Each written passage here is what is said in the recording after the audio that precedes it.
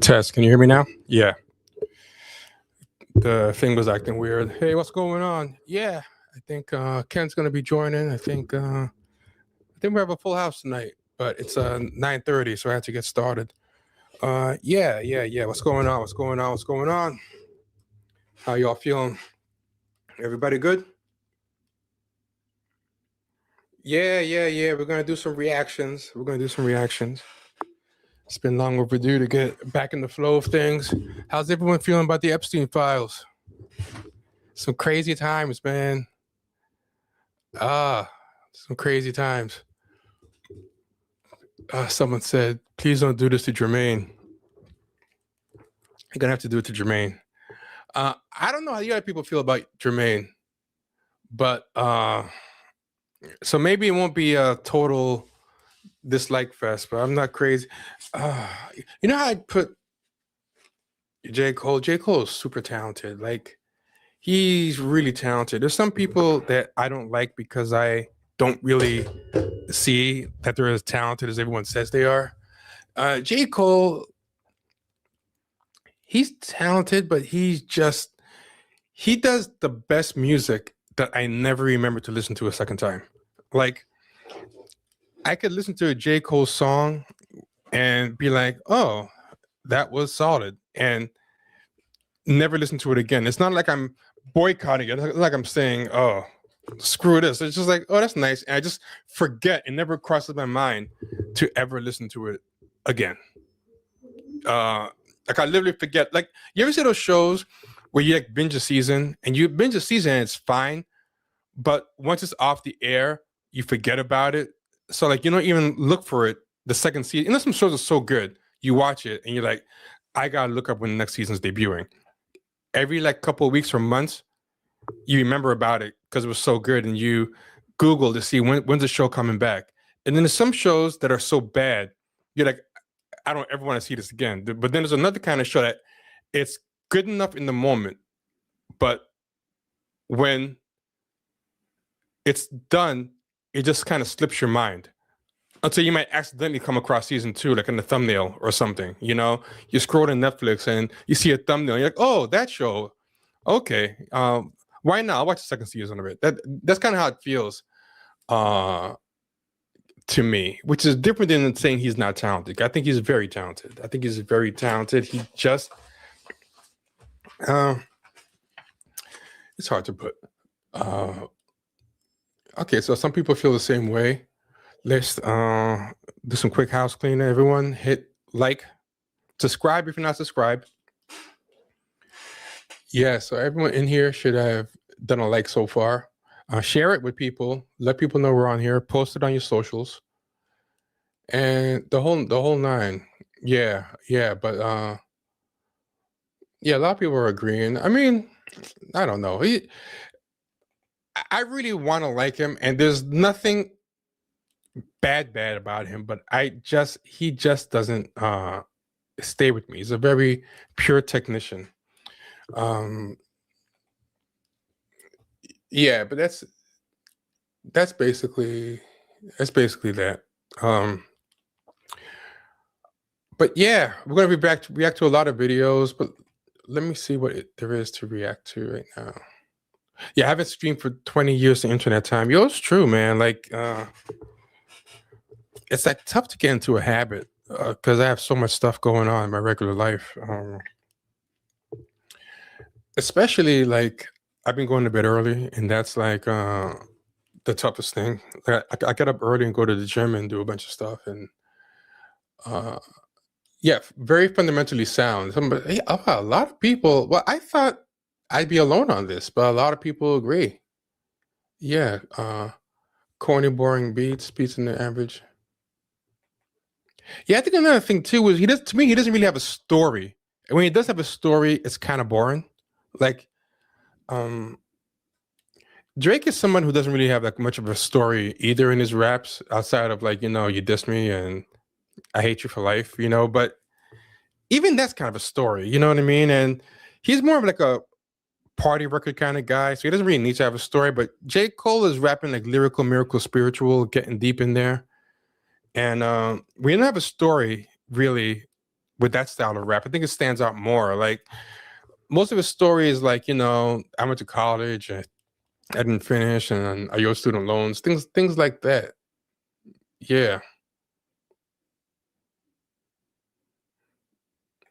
yeah. It's a mess. Hold on, let me just check something real quick.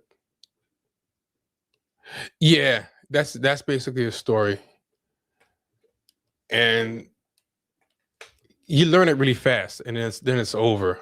Like even Kanye, even as a college dropout, he had more stuff. He talked a, he talked a lot about different aspects of college and everything for his first couple of albums, but even then, by this halfway through the second album, started getting old, really quick. And I feel like J. Cole's been like milking an even shorter version of that same story, a quicker version of that same story, for like way longer.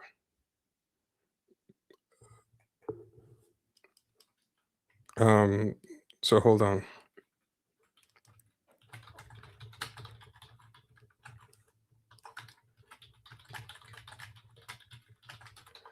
Let me just check something.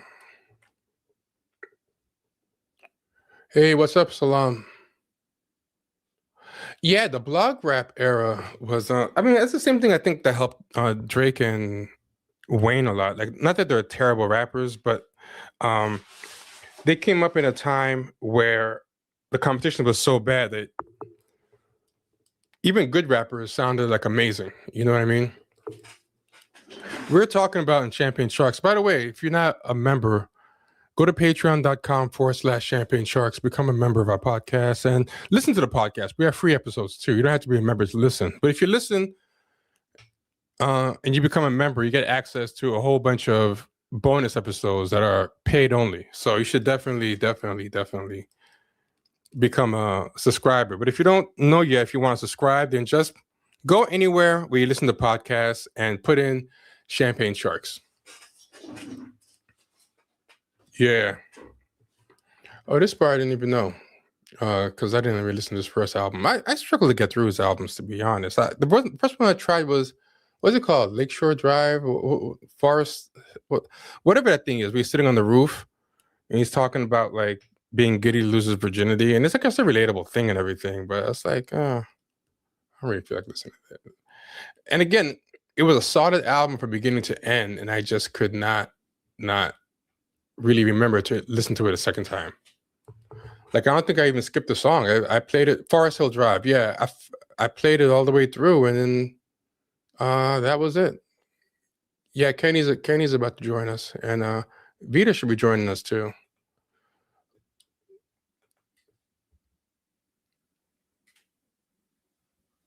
Yeah, yeah. This is something we're gonna do. We also are going to. I hired somebody to start making clips of the podcast too, for like YouTube Shorts and stuff like that. He made a song about folding clothes. Like, yeah. Somebody said placeholder rap.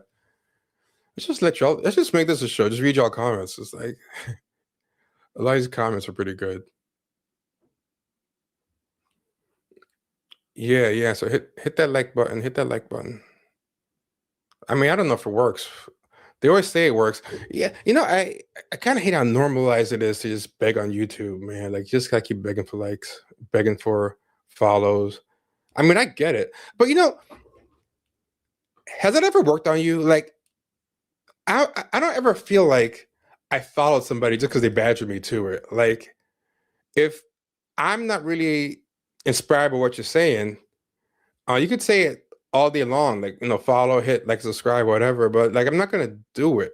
Like, but if I like your stuff, um, I'm pretty much gonna be like, oh man, I gotta keep track of this guy. Like, I don't know. It's just me. Like, I don't really feel like people really make decisions that way, like just by being badgered to do it.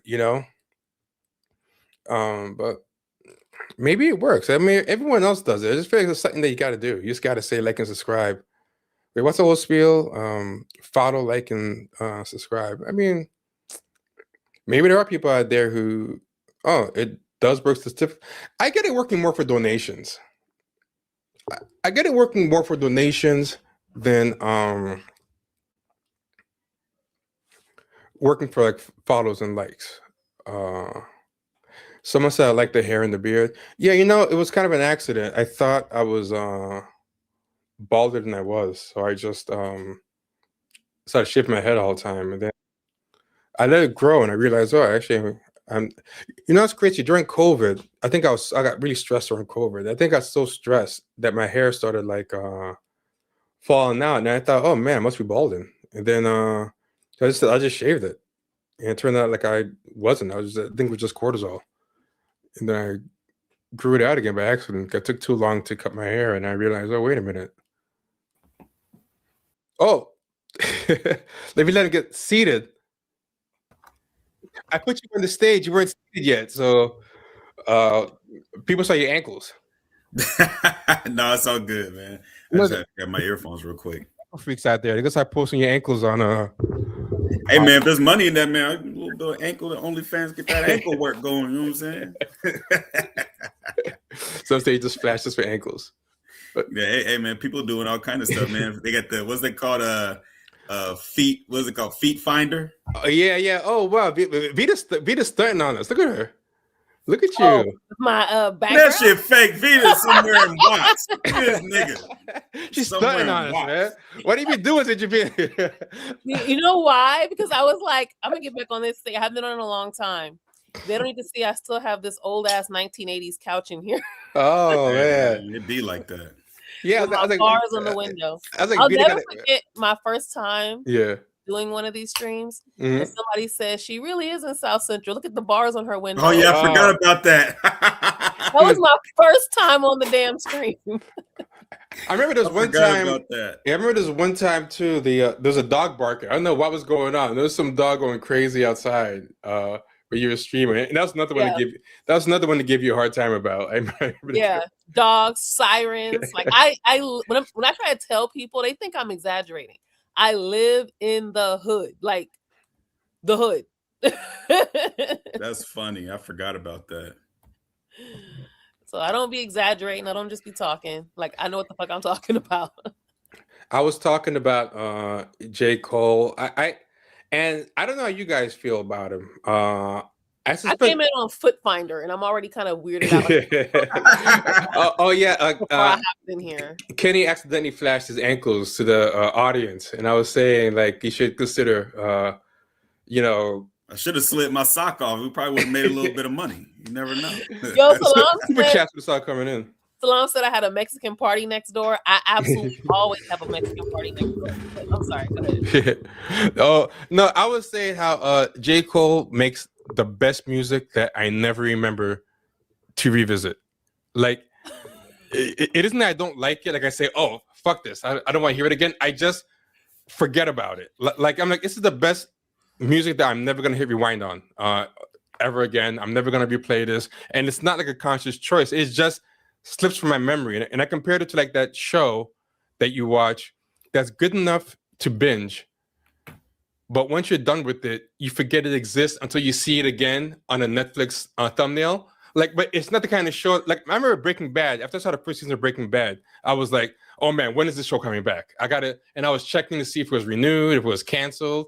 I had to see the next season. Then there's some shows, like a perfect example is a show called The Witcher. I sat through The Witcher. I made it through the end, and I just forgot about the show. Like, it made no impression on me until I saw the season 2 announcement on Netflix. Like season 2's here. Yeah, so that's my feeling. I'll let you guys say what your feelings are. J. Cole is like, you ever be at a restaurant and you hear like, especially like during Christmas time, and you hear like these covers, these Christmas music is like cover songs. You're like, oh man, sounds like, is that the Jackson 5? Oh no, that's somebody else. But you're like, okay, it's not bad, but I mean, hey, it fits the time. I mean, it's Christmas time. That's how I look at J. Cole's music. It's like, it's all right. You know what I mean? I don't hate it. Time is hilarious. Yeah, it's like Christmas time music. Like, I don't hate it, but I'm not going to go buy it. Like, we all know, like, if you really went and bought Christmas music, it'd be like the Whispers. You know what I'm saying? You're going to get the dope shit. You know what I'm saying? J. Cole's like, yeah, I'm not buying it. I'm just, I don't hate it. But it's like using like a virtuoso like singer to do the Christmas music on top of that. Like he's just, like, man, he's really good, but it's still just a Christmas song at the end of the day. Like I think you guys are being very harsh, honestly. On J. Cole? As mild as you're being, I actually think you guys are both a little harsh. I'm glad. I like having a difference of opinions. This is good. Yeah, I feel I will say this. I get what you guys are saying because I absolutely have that reaction to some of his music, but I don't think that's the case with all of his music. I think he has real. I actually like Born Sinner, and most people don't even like that album, right? Or they kind of like it because it's just so long. But I actually like it, and I actually think he has songs on albums I like. There are also albums I didn't like or I didn't listen to or go back to at all. So I get what you're saying. I think it fits the time. It's hilarious. I do think, however, that is accurate. I do get because I think your metaphor was actually perfect. Because when I go shopping during the holidays, right? They can't just play our favorites over and over, right? No. They're gonna have to mix them in because you have to start like we all know Whitney Houston's song, was it Silver Bells or some shit? Mm-hmm. We know those songs. Like we're gonna hear those at the store. But they gotta play what's that white girl with the curly hair? She do like the movies. What's her name? Tori Kelly or whatever that girl's name is. Like they're gonna play those, those little pop singers remaking. I heard a remake of All I Want for Christmas. Now that one they should have left alone. The Mariah one. The Mariah Carey one, yeah. Yeah, but I've heard remakes of that now for the holidays, which means that it's officially a classic. But I get that feeling, right? Like when you listen to J. Cole, it's like, yeah, if it's the time I can tolerate it, I don't hate it. If it's on at the Christmas party, I'm not gonna say turn that shit off. I can bop to it. However, he does also have good music. Like I don't think it's fair to act like his entire catalog is like that. That's where I think you're being a little harsh. This project. Okay, go ahead. Oh, sorry. No, I don't know you're still going. Go ahead. No, I can wrap. I can get to my point on this project in a second, but I'm interested in hearing your response. I was gonna say that to me. Hold on. I'm gonna say what this project kind of reminded me of. You were just saying that we're being mild on him, but I'll be honest. When I talk about this project, I'm gonna get harsher. I was not crazy about this project. This is what this project felt like to me.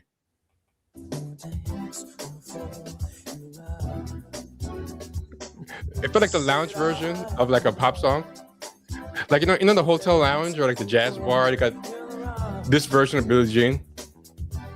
Yeah, it's like that smooth jazz. It's the smooth jazz version of rap. Yeah, like this type of music does nothing but make you wish you were listening to the original.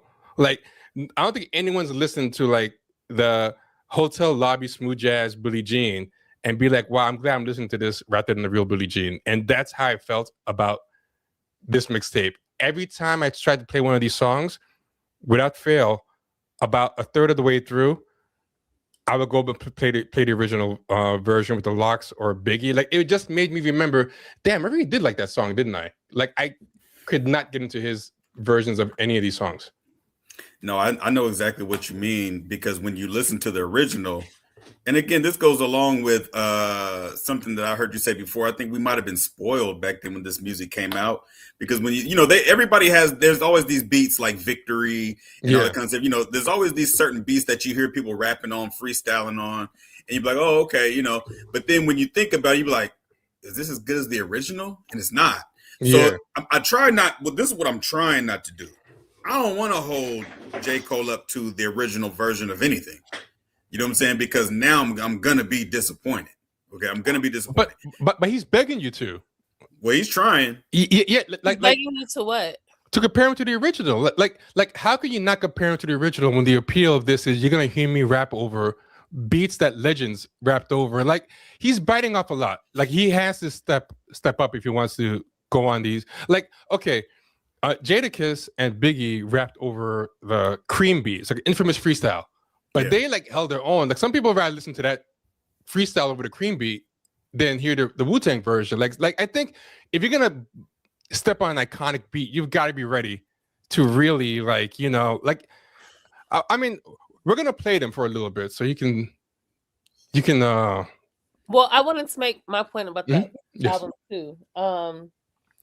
I actually think that rapping over the beats made me kind of nostalgic. So I actually kind of enjoyed it. And even the process of it, like, I do agree you are supposed to step up. And I do agree with the whole comparing to legends part. Like, I get that.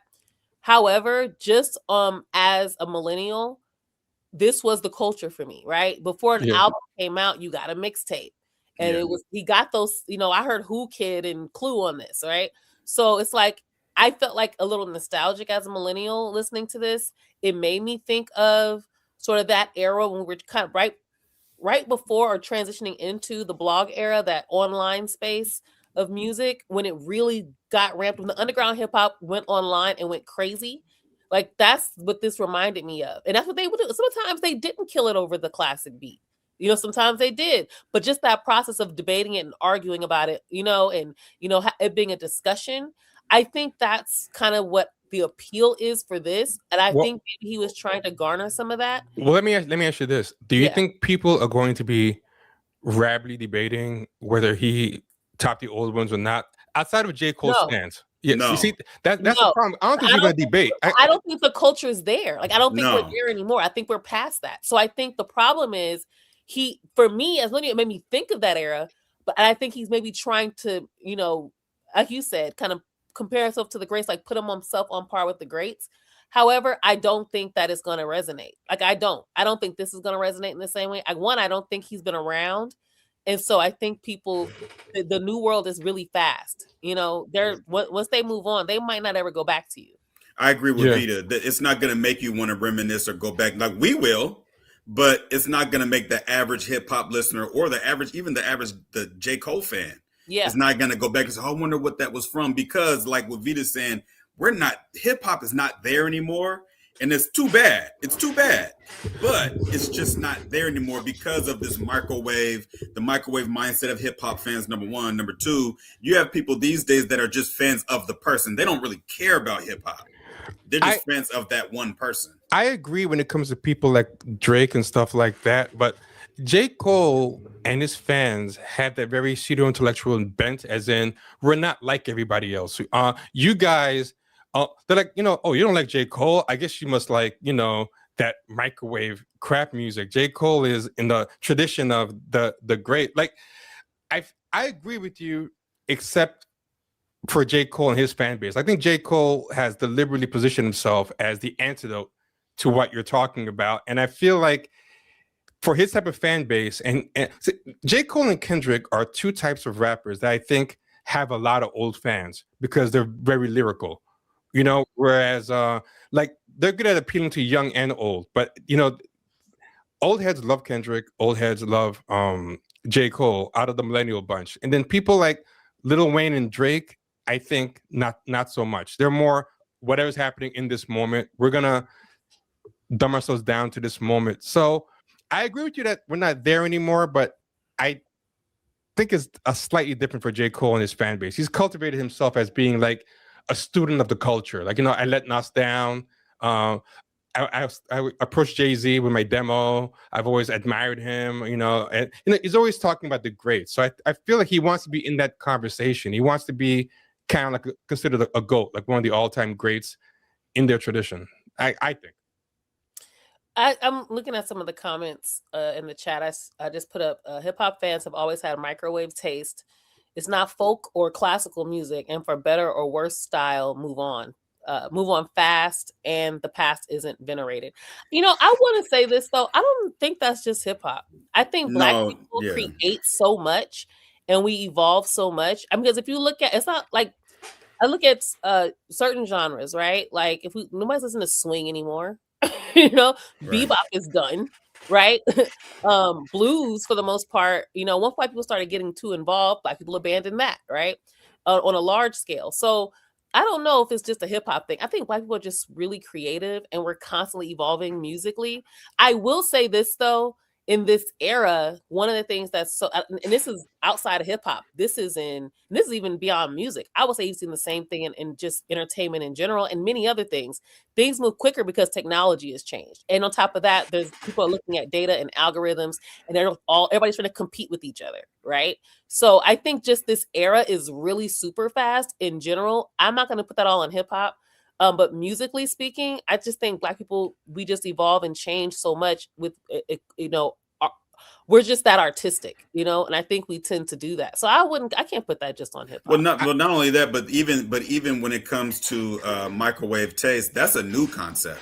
I agree. Yes. I was just gonna say that. That's a new concept. I don't believe that was always true at all. That's because exactly there was certain music. I mean, the Chronic was played for 2 years in a row. Yeah. To whereas now, even though Dre didn't make any more music after the Chronic, at least not his albums, but Doggy Style. You gotta remember, Snoop Dogg had one album until like '97. You know what I'm saying? So we still played those albums over and over. Rakim, first, Paid in Full and stuff like that was two. People say, "Oh, it was a song for the summer." Well, Paid in Full was a song for the summer for like 3 summers. You know what I'm saying? So it wasn't microwave back then because we didn't make as much content as much as we do now, because also what's going on now is the need for newness. Like, so when somebody does something new, someone's got to chase after that new thing. We run trends into the ground very fast these days. You know what I'm saying? We run stuff out. One thing I would say too, right, is I do believe that Black people have had a bad tendency at different times to abandon one music for the new hot music, like what Rita was talking about. Like, there's a scene in the Bird movie, it's by Clint Eastwood, so who knows how accurate it is. but it's with Forrest Whitaker, and he's trying to get people to keep listening to jazz, but they're all running to Motown, and he's the old news, Charlie Parker and stuff. And I think some truth to that. But hip hop, I would say, I'm sure you guys probably have a similar experience. Hip hop is the one music that I think celebrates the past more than ever. And I think it's because of sampling. People don't realize how many people were brought back. Like George Clinton got a whole new generational fan base from all the West Coast sampling. Like, they paid so much tribute to the music of their youth. If you listen to the East Coast stuff, you find out all this old. I remember when I listened to my first EPMD album, I found Parliament, I found Zap,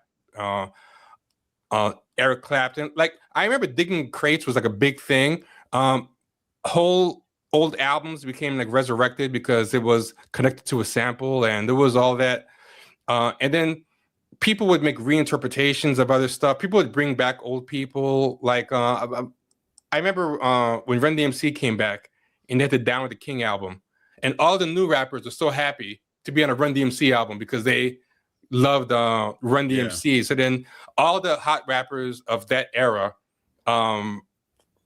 were on the Run DMC album. And I didn't feel like an old person desperately trying to have young people on it. The young people wanted to be there because this was like their idol. Like I think hip hop has done more to preserve and remember the past than like just about anything. Like, finding all those samples alone was a huge deal. And a lot of raps are paid tribute to like older raps. So, like I'm trying to think of a good example, but there's like this Lock song, Let's Start Love Over. And if you listen to it, it's like the chorus is from an old song, Let's Start Over, but then each verse pays tribute to a rapper of the past and stuff like that. I think that's gone. I don't think hip hop does that now. Like 3 years ago, they won't harken back to you, but except for Lil Wayne, I think this generation of rappers, the only rapper they really look back at like a real historical icon is Lil Wayne for whatever reason. But because most millennials were in high school when Lil Wayne was at the top of his game, and you're always going to remember how something made you feel when you were young. You know what I'm saying? It made you feel a certain type of way. That's why they hold on to Lil Wayne. They hold on to Kanye West. And it's always a certain era of Kanye West that they hold on to. Yep. You know what I'm saying? If you're 35 to 40 years old, when Kanye West was doing College Dropout, you were probably, 13, 14 years old? No, I was just about to start college. You're about to start college, yeah. I was about to start college when College Dropout came out, right? For me, that was a very specific time, and I'm kind of locked into that era with Kanye. So when I think of Kanye, I think of College Dropout, 100%, because that's like one of the best. And I think of Late Registration, and I think of Graduation. Like, those are actually my three, because that was like my exact era of I understood that story, if that makes sense, because I was living sort of in that experience. So I think that's a good point. I do think millennials are definitely looking at it from their nostalgia. I 100% agree with that. Yeah, when they say I want the old Kanye, they're not talking about Yeezus At all. At all. or Now, Watch the Throne. there were a couple of points that were made in here that I was interested in. And someone said, wait, can you hold that real quick? I'll throw something out there. Hey, Adidas, not to put you on the spot, but if you want to come up here, let me know and I'll send you a link. No pressure, because Adidas is he's really good on hip hop too. So if he's around, it's gonna throw it out there. I'm sorry. Please continue, Vito. Oh, all good. And so I wanted to make sure, because we were responding to something I Sound Info said, so I wanted to make sure that we got his other point, which he was saying that I think microwave taste in the context of its time. I mean, you have jazz standards that rocked for a decade. I'm very curious about this because you said there are jazz standards that rock for a decade. When you talk about things like jazz, are you talking about like the cover? Because keep in mind, people covered a lot of songs too, right? So sometimes songs lasted because other bands and other musicians would record the song and it would go back on the radio. So when you say standards, are you talking about the actual songs? So those songs are going to last because they kept getting remade. And, so I think sometimes you have to think about when we make these kind of claims, like we're looking also at the full context of that. So I'm just curious if you just meant like one artist and their song rocked for a decade, or are we talking about the song itself? Because jazz standards and a lot of other genres, they remake the songs and re-release them. And then sometimes the re-release is more popular than the originals that might have come before it. So just wanted to get to that. I think hip hop also did not just hip hop, but R&B too. I think there was a very good tradition of building on each other. Like if you listen to like Prince and Michael Jackson, you can definitely see different aspects of James Brown in them, like the dancing for both of them, but the funk, the whole Minneapolis sound is very James Brown influence. Have you guys ever seen this clip? I thought it was pretty cool, where you guys ever seen this one? This is very cool. Give another standing ovation for a young man sitting behind you that you have no idea who's in the audience. Michael Jackson, no Michael Jackson. Michael Jackson. Picture Michael Jackson just being in the crowd next to you. Michael Jackson. Michael Jackson. You gotta come up and say something. Oh, I've seen this. Have you seen it? I haven't seen it this clear before, so I know it's as clear as I've ever seen it. It's usually fuzzy as hell. Yeah. There's a story about this. I saw the story. What was that? I know the story too. Okay. Is the one that Questlove talks about?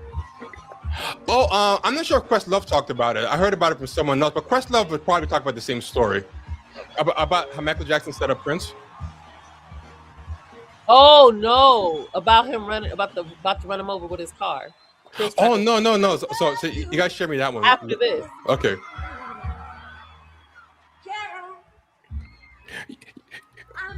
Yeah, but I think there was this feeling of passing the torch and like reverence and everything, because Michael Jackson's always like praised so highly of James Brown and Jackie Wilson as like two huge influences on him. But you see that, yeah, there you go. But if you, it never occurred to me until I saw this that he actually does use a lot of James Brown's moves in his regular dancing, especially from this era. And Jackie Wilson. Yeah, that's like that was like known since he was a little boy, because it's in the fucking Jackson 5 movie. Yeah, they literally put that in the movie. And then this part's good. Wait, let me jump. This is how I usually see it. Yes, usually does. Okay, so they say that Michael Jackson asked for Prince to come up, and had him come up and called him up, but Prince was really drunk, and they say Michael Jackson knew, and he wanted Prince to embarrass himself, so he got, because Prince messes up.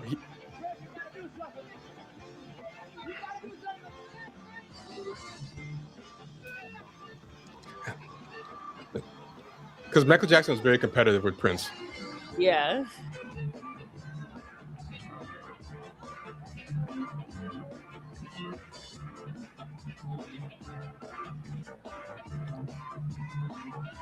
Yeah. Yeah, Prince wasn't doing a good job.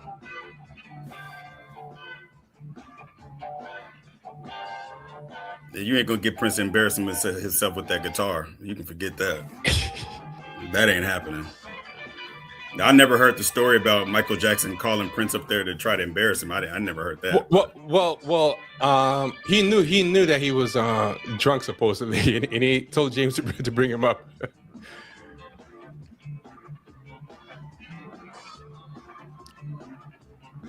He's not in good shape. He's really drunk. Now, what year is this? Because this has got to be funny. about I dance 82, like 83. that when I'm drunk too. That's crazy. Yeah, this has got to be about 82, 83. Yeah, That's like when doves cry Prince. That's not Purple Rain Prince. yeah. I can't remember when it was from, but yeah, I think you're right. Because also Michael Jackson's like about 2 shades darker than Thriller. So yeah, I think. Yeah, that's got to be about 82, 83. Wait, when doves cry in Purple Rain, you said it's not. Wait, you're saying it's not which one? It's not Purple Rain. Oh no, Purple Rain and Doves Cry were the same album. They're both. But I should say that's not Purple Rain era Prince. That's got to be before that. Yeah, I think it's probably before that. Yeah, I never heard about Prince drinking either. iSound info. Yeah, Dylan Emerald Gray says it gets worse. It does. I didn't want to play. It. It does get worse. I don't know. I mean, I just look at it like it's Prince, Michael Jackson, and James Brown. That's how I look at it. No, it did get worse. Like I had to feel like Prince had to feel bad about that because this is an iconic moment. What's the next thing they're gonna have all three of them on stage? Yeah, but yeah, it does get worse. It does get worse. Yeah, let Prince rest in peace. If you want to find the video, you can see how much worse it gets. And I'm not gonna embarrass Prince. Rest in peace, Prince. Yeah. Rest in peace, Prince. You're funny though. You're like, I'm not even gonna show it. Like out of respect for Prince, or you just got something else you're trying to show us. Okay. I would like to play the J. Cole. I'm gonna give you guys a challenge, and I'm gonna make my point as to why I think this is bad, and you can tell me what you think. What is bad? The project? The new the mixtape? Yeah, I'm gonna make a case for why I think it's bad. Right? Why J. Cole's mixtape is bad. Yeah, and I'm gonna start with this song. I'm gonna have to cut it a little bit, right? But here's the hold on. Where did Mario go? He was here, then he left. Oh, wait. He's texting. Okay. Oh, did you have to send him a guest link? Yeah. No, I sent him a guest link it up, but I don't know. He was in. Yeah, maybe it didn't work for some reason. I don't know. Oh, he was in. I don't think did you accept him to come in? No, I accepted him to come in, but he's asking for a guest link now. So okay. Okay, so crazy. Are you crazy, Chris? Are you drunk? Because what the fuck? You been I think you might have been drinking. What is this? I had a stroke trying to read that. Yeah, I never. There's no edit button, so you just have to let it rock. Yeah. So Adidas didn't give us an answer, right? Okay. Anyway, I'm gonna give you guys a challenge, right? When this beat plays and he starts rapping, try to bop your head to it. I know it's a weird request, but just bop your head like you're. Was that? I hate you. No, but try to bop your head to it. Here. Hold on. Oh, yeah. What? Yeah. What? Yeah. What? Yeah. What? Okay, you see how easy it is to bop to, Kenny, right? Yeah.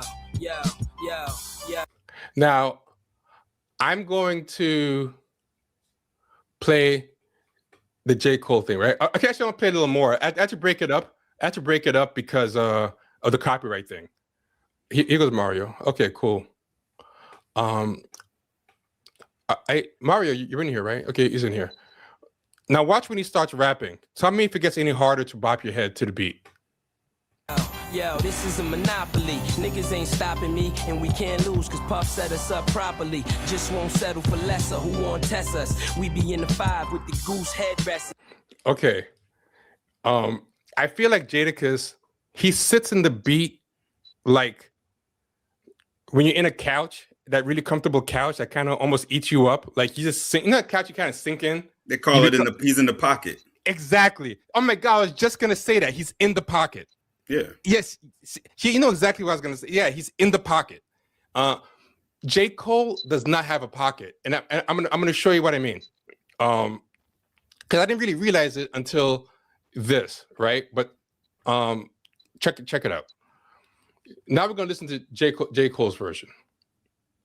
J. Cole's version is called, what is it called again? It's Golden Goose. It's called Golden Goose. So J. Cole, Golden Goose.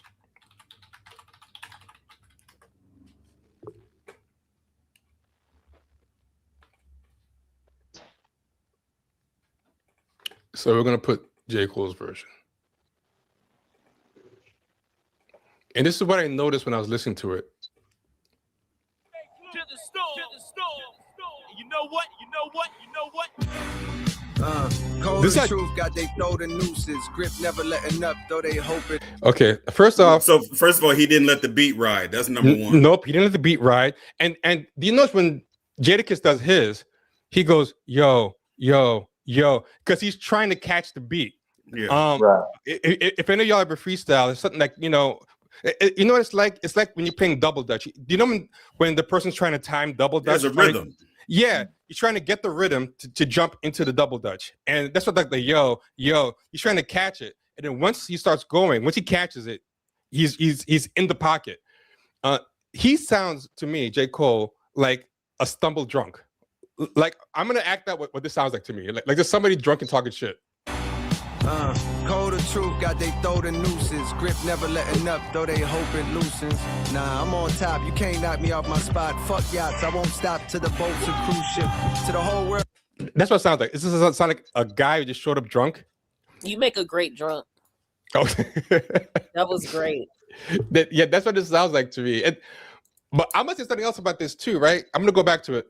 Try to bop your head to this, right? And to me, when you bop your head, his voice doesn't go with the beat. I don't know what to bop my head to. Cold and truth got they throw the nooses. Grip never letting up, though they hope it loosens. Nah, I'm on top. You can't knock me off my spot. Fuck yachts. I won't stop to the. No, you can still bop your head. You know, this is the thing about it. Like this, and this is why it's a bad comparison.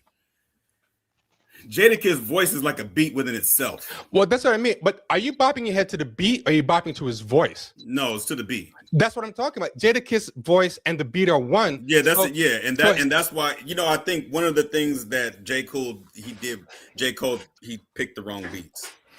He didn't pick the beats that fit him. He picked the beats that were popular. But I think the problem with him, this sounds like somebody reading from a paper.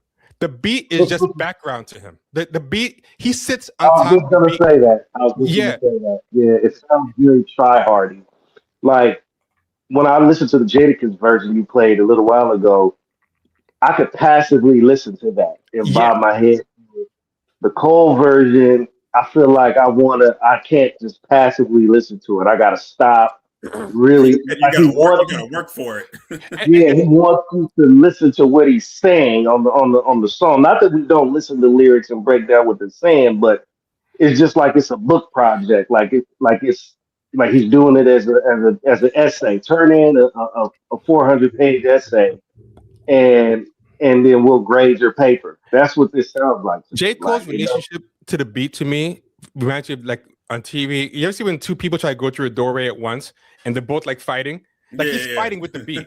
Like to me, Jadakiss is like melded with the beat. Like listening to the beat helps you listen to his words, and listening to his words help you listen to the beat. They complement each other. So it's like, but with J. Cole, what I said about bopping your head, right? When I can bop my head and listen to Jadakiss at the same time because he's matching the beat. But to bop, try it. Maybe it's only me, but when I try to bop my head to the beat of the J. Cole, I have to ignore J. Cole to do it because he's all off of it. He's not on it or in it at all. He's not in the pocket at all. So I'll give you a perfect example. I have an uncle who used to play in Haitian bands, right? And he was a drummer. You know, the drummer's got to keep the beat. And he was saying he used to work in resorts in Haiti and everything. And this is back when Haiti was good. So white tourists used to come, European tourists. This is before you know, all the craziness, and it was like too dangerous to be there. So he would play at these resorts, and he would say if the white people danced so bad, like their rhythm was so bad, he had to close his eyes to play the drum because they were taking him off the beat with their dancing. That's hilarious. He had to like tune them out or he would lose the beat. And I swear, like J. Cole to me is like that. Like try to bop your head to it, but listen to his words at the same time. And I bet you like it's hard to do. Watch. To the storm. And you know what? Cold the truth, got they throw the nooses. Grip Try never to pop to letting the up, beat. though they hope it loosens. Nah, I'm on top, you can't knock me off my spot. Fuck yachts, I won't stop to the boats and cruise ship. To the whole world knows who got.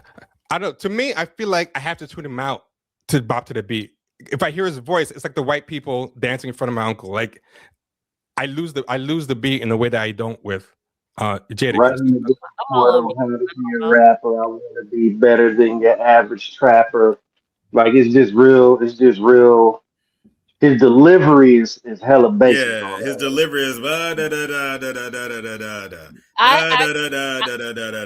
think I tune out. So this is the thing though. When I listen to music, just how I listen to music, I kind of tune out the words at first. I have to listen. I catch the beat for myself first anyway.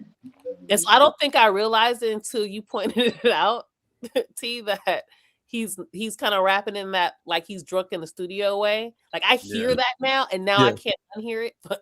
But I also feel like that's kind of what he was going for because it sounds more stylish. If that makes sense. You know who used to rap like that?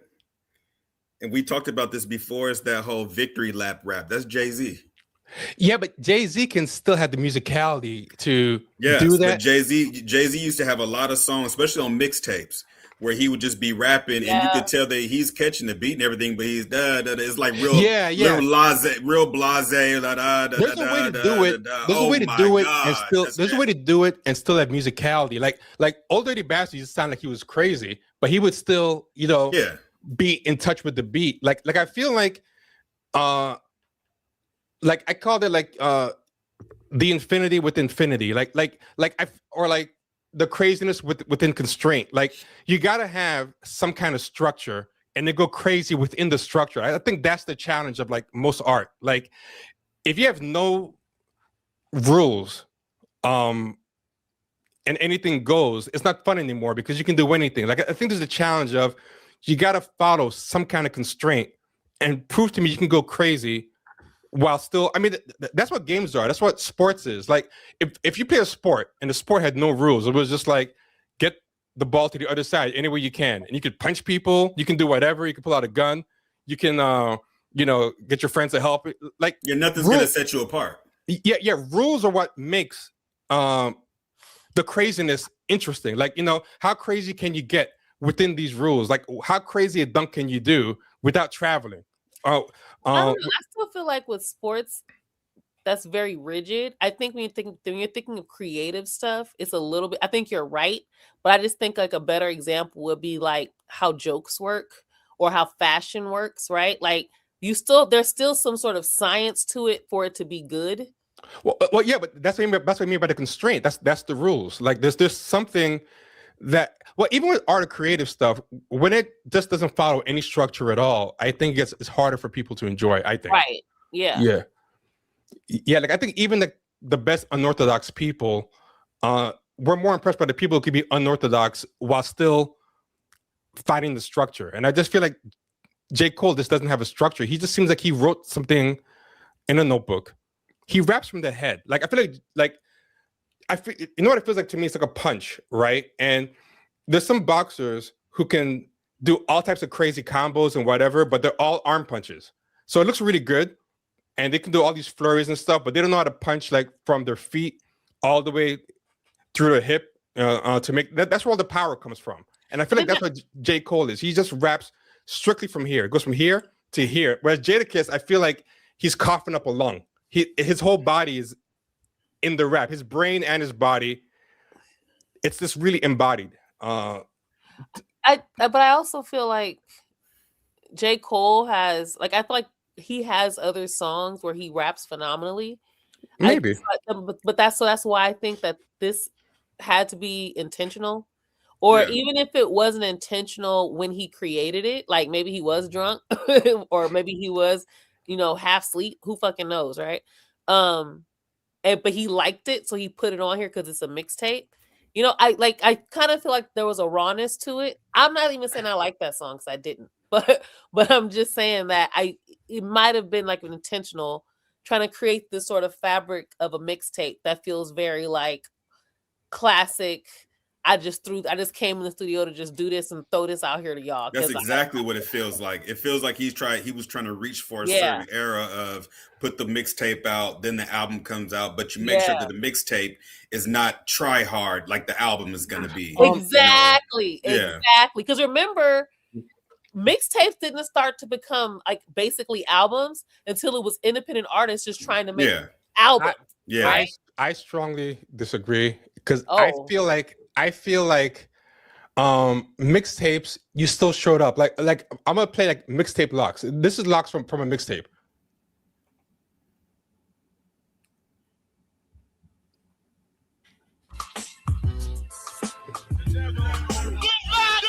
You on a circle line, what's wrong? Ain't you got out yet? Ain't you that Willie Bench pushing slash Melrose back? Nigga, please, in the hills of Beverly, you find us heavily. He's still in the pocket. He's still in the beat. This could just be an album track. Like I mean, whether it was freestyles, you could put the Biggie. But it's just a bet. Man. I hate to say it, man. What's that? You trying to? It's like comparing the NBA to college basketball, man. You can't make a comparison with the locks, Biggie, or anything to J. Cole. No. I agree. But people are saying no. You gotta compare it to people like Ali Vegas. Yeah, because that's not fair. He's not. This isn't the style. I hear you. Okay. But I think you're comparing it to the wrong stuff. I think for the project itself, I'm thinking more Saigon, Ali Vegas. Okay. Red Cafe. I misunderstood. I misunderstood because that you would only find on fucking LimeWire.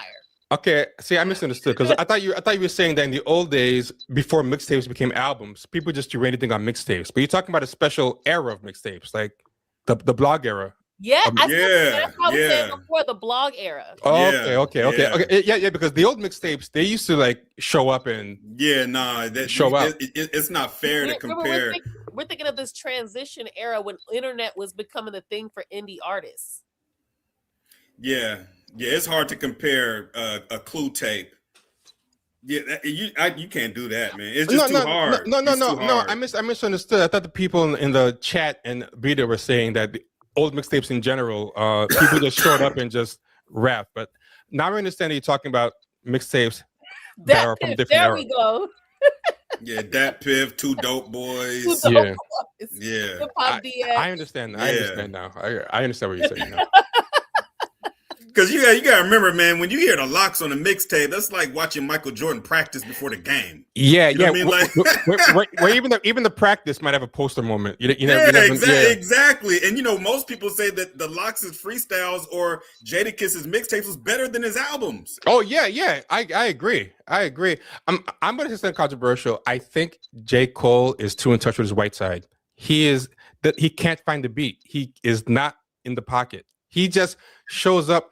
Like a lot of times when like white people dance hip hop and stuff, they can be very fast and technically excellent, but it just feels like they're counting. That's just how it feels like to me. I just don't feel like he feels. Are you saying that about this specific project, or are you talking about like overall? I don't know too much of his music. I'm just talking about this project. This project, that's how it struck me. I just found he can't find that beat. He just writes. He writes in his head. Harsh. He writes in his Yeah, I head. was about to say that's not fair, bro. I thought you were talking about overall. Mario, I'm like, okay, no, Mario. T has been like lampooning this guy this entire. I think he raps from his head, and he's received in the head. Like I don't think when you listen to J. Cole, it goes past your head. It goes into your head, and you just start deciphering it. Like it never transfers itself into your body and becomes part of your whole body. I feel like Biggie did that. Tupac did that. Like because yeah, people. Okay, I guess metaphysically ready. No, T is harsh. Like I didn't realize how harsh T is. Oh my god. You got that. Yeah. Kenny, your mic is on. Your camera off, but your mic. yeah, Kenny, your mic. He was wearing headphones. He don't got his headphones. Okay. You had your mic on. You left the mic on. Oh. Nobody want to hear your background conversation. Yeah, okay. People are saying I'm too harsh. I don't. Okay, so you know what? Let's play them both again. Let's see. People saying this is the most reaching I've ever done. I think you're a hypocrite, T, because you also be having us listen to some bullshit. So I don't know. Destroy Lonely. No. I don't try to destroy Lonely. No, but even that. Like what is happening? I don't get. No. That one that was pretty terrible. Who was it again? I don't remember. I watched it from my mind. I just no. It was it Caribou? No. It was Lil Uzi. Okay, it was more than one. And they were all bad. There's been a couple. No, this is bad. Okay. So no, that's what I'm saying. Like you act over here like J. Cole is like this is the worst shit. No. But here's the difference to me, right? So I'm gonna put this on right now, right? This guy is Lil Uzi Vert. I hold to a different standard because he's not here talking about I let Nas down or whatever. This guy is just happy to show up. He's probably on some lean. Like this guy does not put himself. Are you hearing these shots? T has not stopped. Every sentence is a shot at J. Cole. No. I'm the only one catching this. I just want to know: is anybody else clocking this? Is it just? No, I think it's fair to say he is not a. Okay, so it's I don't think he's ever been. To be honest, as far as I can remember, any conversation that comes up about Cole, T is like lukewarm on it. He's like Cole is like white bread, white bread. No, I feel like I don't hate him. I'm just lukewarm on him. Like I just don't think he can catch. He can't. Listen to yourself. He can't rap on. Like, come on. No, he can rap very well, but it's all intellectual. He's into the words. Like I feel like he's reading off a piece of paper, and I feel like I agree with you on that. He's vanilla. He's like a really good tasting vanilla. Like it's no. Vanilla bean. I disagree. Yeah, this vanilla. This is what I think he is. I think some vanilla is great. Like vanilla. Is vanilla spicy to J. Cole? No. If you get a good vanilla with a real like Madagascar vanilla, and it's really that strong vanilla to the point that it turns the ice cream yellow, like that's some good vanilla. I don't think it's like vanilla's a problem. There's some rich, hearty vanilla. What he is you ever go to the old Ben and Jerry's and remember when Ben and Jerry just made their ice cream busy? Like they would just have a chunky monkey and it had like 12 sweet things in it. And just a Cold Stone Creamery where you put like 12 toppings. Like he's complicated, but it's shallow. That's what it feels like to me. Like I'd rather have a really solid vanilla that's like really well crafted than you just slap a bunch of different candies in there. And I get overwhelmed. You think that's Cole? I think Cole is vanilla, bro. I think he is most of the time he's French vanilla. And then every once in a while, he'll some Madagascar, how the hell you say that? I could never say that word. Madagascarian vanilla. I feel he's too flashy to be vanilla because he tries to show off with his raps. Technically, he's a great rapper. Like lyrically, he's a great rapper. Like the intellectual part of his rapping is like a 12 out of 10. Like he's the way he crafts a rap is very, very well, but I'm like he I think I he kinda writes get what raps to you're be saying. read. He writes raps to be read. I feel and thought about more than to be felt. Like I don't think his raps I can really feel them. Like I'm gonna say this. I'm somebody who when I was younger, I was so into lyrical, spiritual, miracle rap that I didn't like Tupac. I didn't get it. I'm like, what's the big deal about Tupac?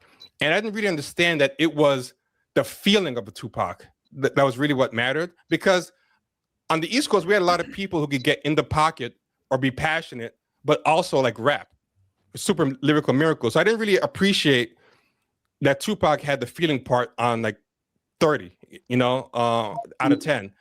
It wasn't until I heard J. Cole and heard somebody rap totally lyrical miracle, but with none of that, that I said, I get Tupac now. Like J. Cole made me get Tupac. I'm like, I'd rather hear somebody who's just 100% raw. Here's for me.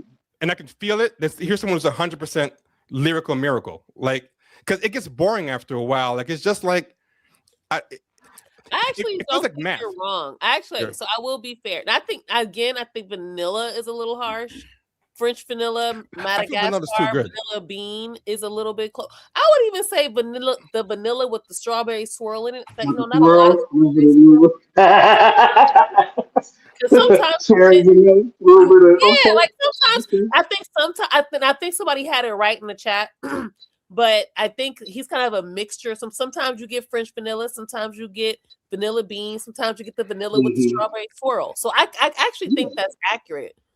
He's different flavors of vanilla. I agree. I feel it's too complimentary. I actually think you think I'll see, and that's why I say you're a little harsher. How the hell is? I'll say this: if there's a middle line with J. Cole if there's a middle line for J. Cole, I would say you're definitely a little further to the right than I am, and I'm a little further to the left. But I think we're still like I'm not all the way sold. Like I don't think he's a great.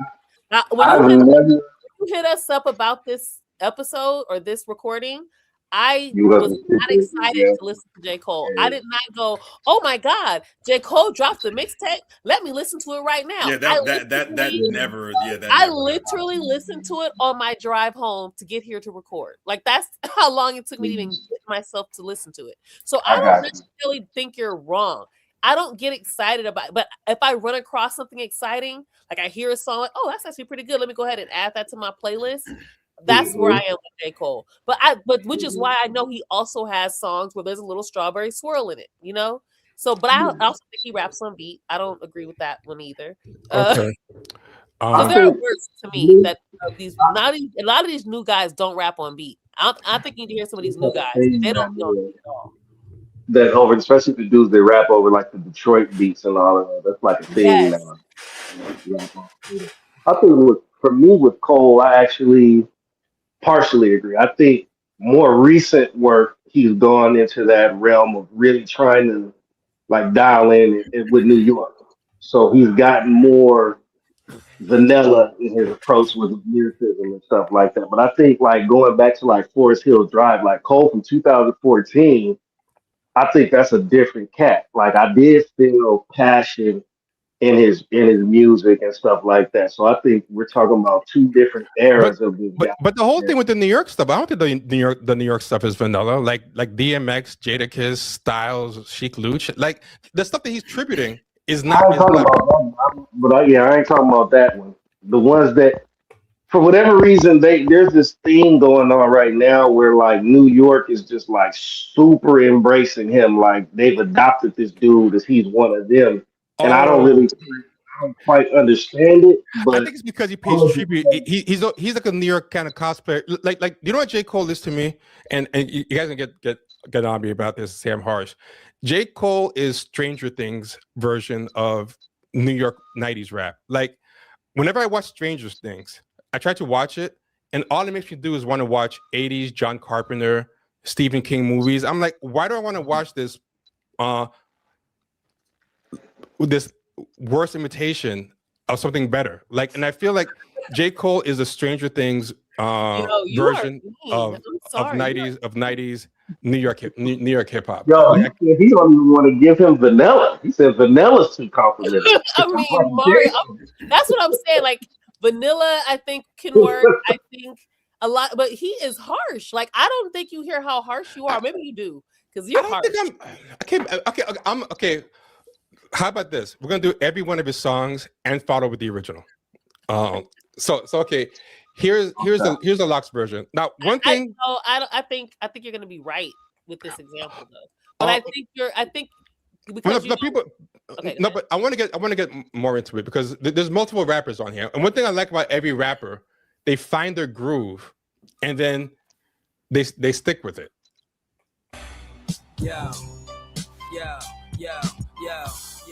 Yo, this is a monopoly. Niggas ain't stopping me, and we No. Like you can lock into something with it. We be in the 5 with the goose headrests. Locks put No. niggas under pressure. Then the next guy has his own different cadence. So everybody has their own, and they keep it for the whole verse. You are making me miss like this whole era, you know, the 90s, 2000s era, like that whole early 2000s, like all of that, making me like. And then you got Vita on here, who is a huge Locks fan too, right? Oh, okay. I see what's going on here. But I feel like every verse Holy on man, this, I can tell you with this recording. I think.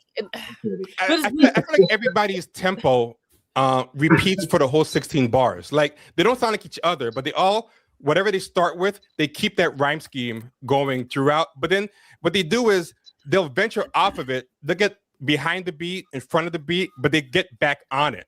Like, so I think they show that they can diverge from the beat, but you have to get back on it. Whereas I think Cole is just he's straggling off the path. He's stumbling around the beat. It's their style, and he's trying to adopt their style. Like that I comes. don't think he is. I think he just showed up with what he had on the paper. I think he just raps for the paper.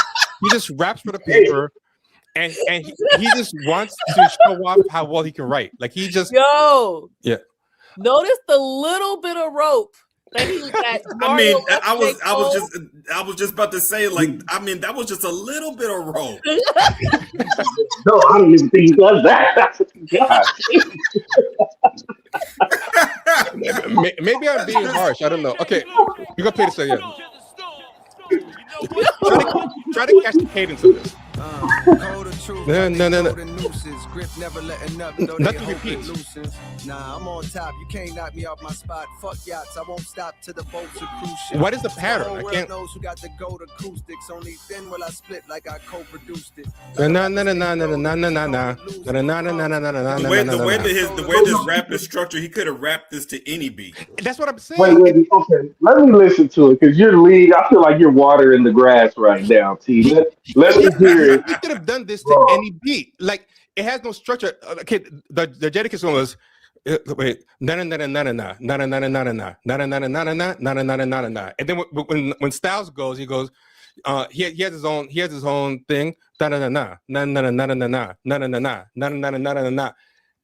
to do that with this. You cannot hook anything. No, you've already poisoned the well. Now I'm not going to be able to unhear it the way you just did it. Like he does. Like okay, try to find the repeating cadence. Try to find the repeating cadence in this.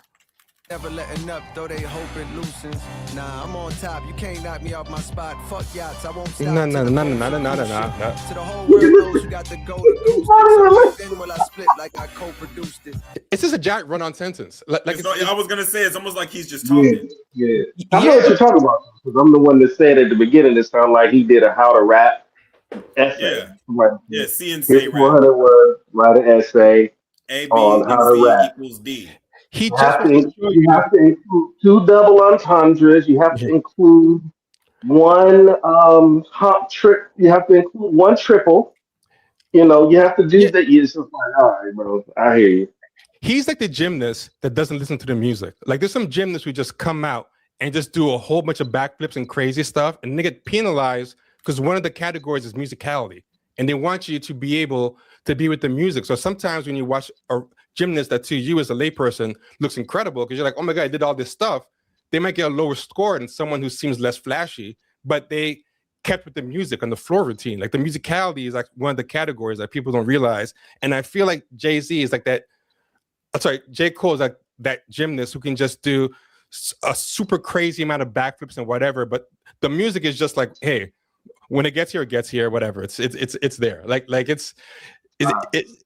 I feel like he wrote this to show how smart he is and how many double entendres and triple entendres he can do, and the beat is like an afterthought for him. He's like, I have to put more. Let me see. I got to put a couple of multis here, and I got to make sure I have an entendre here. And okay, I'm gonna do a slant pattern rhyme here, but then I'm gonna do this one with the end rhyme. Like it's just, I know what you're talking about. It's very, very try hard. gourmet. And this is the thing, he's not talented. He's a better rapper than like 99% of people out there. We want to talk about pure complexity. Like I'm not taking away from his talent. I just don't think he has musicality, which is like sitting in the beat. He can't get in the pocket to me. We could play some more. This is the full mixtape. And DJ Clue, to the storm. We gonna set this shit off. You know we do things. Word. okay, I have another analogy. There are some comedians that when you listen to them, you say, oh my God, they're a genius. And then some comedians, we listen to them, you just laugh. I feel like he's that first kind. Like, because you engage him with your mind, that type of comedian. So people never just laugh at the comedian, this type of comedian. They'll be like, oh my God, he's such a genius or whatever. And what they really mean is he's saying smart stuff, but he's not funny. But sometimes people mistake that for being funny. I feel like that's what he is. Like I want, like that comedian actually makes you feel stuff. Like they just make you like laugh out of your gut. I feel like. So is he like the Chris Rock of rap? That's funny. I was thinking Jon Stewart in the Daily Show. Can I just give him a little bit of rope? Just a little bit. Oh no! At least a black comedian. Damn. Shit. You never laughed out loud at Chris Rock? Not in probably 30 years. Honestly. I feel like Dave Chappelle's kind of become the guy that you say is a genius more than you laugh out loud at. He's kind of morphed into that, like where he says smart things more than he says laugh out loud things. I agree with that. I can agree with that. In a Ferrari, a lamb truck, switching wild lanes. Top down, screaming out them niggas all lame. That's just not bad. He's actually kind of on the beat. Living ghetto fab like my brother named Paul Kane. Somewhere along the way, I hate to say we lost shame. Grown men peddling gossip of all things. I remember that's a Diddy flow. Yeah, it is a Diddy flow. That's why he's imitating a flow that was on the beat. Yeah, that makes it. That's Diddy flow from the same song. Yeah. Oh, that makes sense. That's why he's on the beat, because he's imitating somebody else who's actually on the beat. Yeah. Oh. Furthering your earlier argument that he himself can't naturally get on the beat. That he imitates these other artists. Yeah, but I think it also proves that he can't naturally get on the beat. Like the only way he's on this beat is because he's imitating somebody who already rapped on the beat and was on the beat. So here's the. Is Diddy on the original Victory? He is. It's on the Puff Daddy album. It's on his album. Yeah. 1, 2. This was the first album I bought with my own money. Right, oh wow. I'm ashamed to say I love this album. Huh? I'm ashamed to say I love this album. No, I did too. It was the first album I ever bought with my money. The sun don't shine forever, but as long as it's here, then we might as well shine together. Better now than never. Business before pleasure. P. Diddy and the fam, who you know do it better. Yeah, right. I have to stop every now and then because of copyright stuff. No matter what, we airtight. So when you hear something, make sure you hear it right. Don't make an ass out of yourself. Did we get to the part in J. Cole where the beat change happens, or? By assuming our music keeps you moving. What are you proving? You know that I'm 2 levels above you, baby. Yeah, but J. Cole didn't let the beat go that long. They did more talking on this version. Yeah, I can't lie. That kind of pumps you up. I forgot how nice the intro was. I don't really like Diddy as a rapper, but I think on this song, the intro, he actually, for once, he didn't actually like ruin it by just. That wasn't so bad. Let me go back to the J. Cole one. I'm gonna say nice about J. Cole. I don't think that one was that bad. As far as him being off the beat. It's all lame. Came up from the mud puddles, then it all changed. Living ghetto. I do think that the Diddy one was more charismatic though. fab like my brother named Paul Kane. Somewhere along the way, I hate to say we lost shame. Grown men peddling gossip of all things. I remember when it was rapping a ball playing. Now, Yeah, I'm sorry. This sounds worse than the Diddy intro. You can't compare it. You can't. But like he it's bad to compare it. But he even has the Biggie ad libs in the back. How can you not want me to compare it? Listen, he put the Biggie ad libs. No, I know, but that's why I said I think he just chose the wrong beats. It's hard not to think about it when Biggie's right there in the background. You hear him? Yeah. I want to see how he handles when the beat comes in. So nowadays you can make a grip commentating if you master two skills, either dick riding. And something else too, the Diddy one, you can just sing along with in a club and get amped. Like it brings the, like as long as we shine together, we're all gonna shine together. This one, like, you can't really rap along to it, Like he just has one mode. Let him rap, T. You're trying to kill him. He's already dead. Okay, the reason I have to keep stopping it is because of the fair use. So I apologize for people. I apologize to people for constantly. Are you at least judging like what I feel like he wants you to more so judge, which is his lyrics?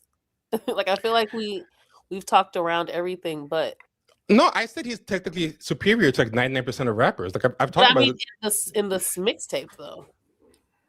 I mean, his lyrics are great in this mixtape too. I think he's very, very good in this mixtape. I just feel like he's just not handling the beats well, and he's suffering in comparison to the people he's rapping over. Like well, let me let it play.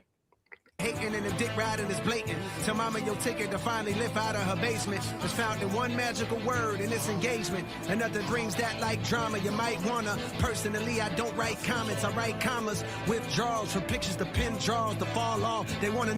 I think he's doing better at rapping on the beat in this one. Okay, I was just about to say that he's doing better. He's doing better on this because, and I think part of it is because the intro is so long. Yeah. And that's why he's rapping better. Because I just don't think that. Okay, number one, I don't think J. Cole is a great rapper. You know what I mean? Like I think he's great is in this era, yeah. Because there ain't a DMX, there isn't. You know what I mean? That's why I'm trying. I want to not. I wish when I first heard this mixtape, I was saying me and my brother was in the car listening to it. And my brother is a really, really big fan of this era of Bad Boy, The Lox, DMX, that era. And we just kept saying, I wish he chose different beats. You know what I mean? Because these beats don't complement his style. It doesn't complement what he actually brings to the table. I feel he'd be better with jazz because jazz has more free flow improvisation. You notice those jazz beats that don't get locked into a groove, but the kind that are kind of like, a little bit neo soul-y, kind of space agey. Yes. So he would have rapping over like Kanye beats, Bigot Planets. Yeah. I think he'd work better on that. Like these like beats, Slum Village type stuff. Yeah. Beats are a little bit looser. I think he'd work better. He'd be better on Slum Village type beats, Kanye, something, because his style, the way that he raps, you can tell he's directly influenced from this era. And I mean, like, 2005 up, this era of hip hop. I don't see any influences from the 90s in his style. So if you don't have, like, if this was Joey Badass, he would have did better on it. You know what I'm saying? Because he's directly influenced from that era. You know what I'm saying? Well, he's from there too, though. That's the thing. He's also from there, so he doesn't have to try. It naturally comes to him. Now, what's interesting is when you just said he would sound good over more like jazz beats. My favorite song from him is actually Forbidden Fruit, where he is utilizing more of a bassy jazz beat. If you play that song, it ironically is with him and Kendrick Lamar, but that's actually my favorite J. Cole song. And he does very well over that beat. So I agree with that. I would love to hear him over more jazzy, maybe bossa nova type beats. Yeah. I'm gonna give it a try now. Oh, that is my song. Oh, I that's love my favorite. Yeah, that's my favorite. This is my shit right here. Oh, it's the same beat as Tribe Called Quest. Yes. Quest beat. Apple juice falling from her lips. Took a little sip on. Little sip. Hey, the Beat's day nice. Giving brains to the minister. This is his part, right? Yeah, yeah. It's, the whole song. Kendrick is just on the hook. there's no hook. I don't Okay, think. okay. Oh, that's And- the hook. That was and- the hook.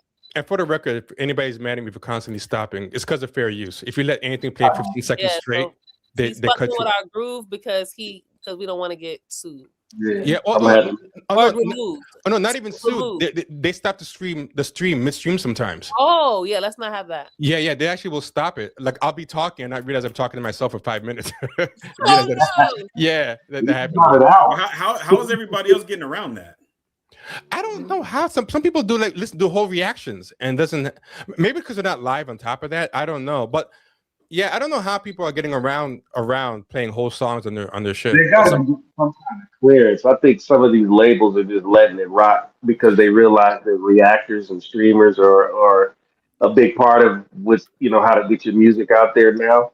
Yeah, You maybe. saw that with the battle, like the streamers and the YouTubers really, the reactors really had a huge say in that battle. You know what I'm saying? Yeah. Sometimes they just take away your ability to monetize, but sometimes they'll like make you cut the whole song out altogether. And I don't know what makes them choose one way versus the other sometimes.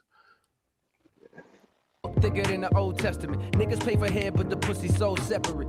Same bitch giving brains to the minister. The same reason they call Mr. C the finisher. Forbidden fruit.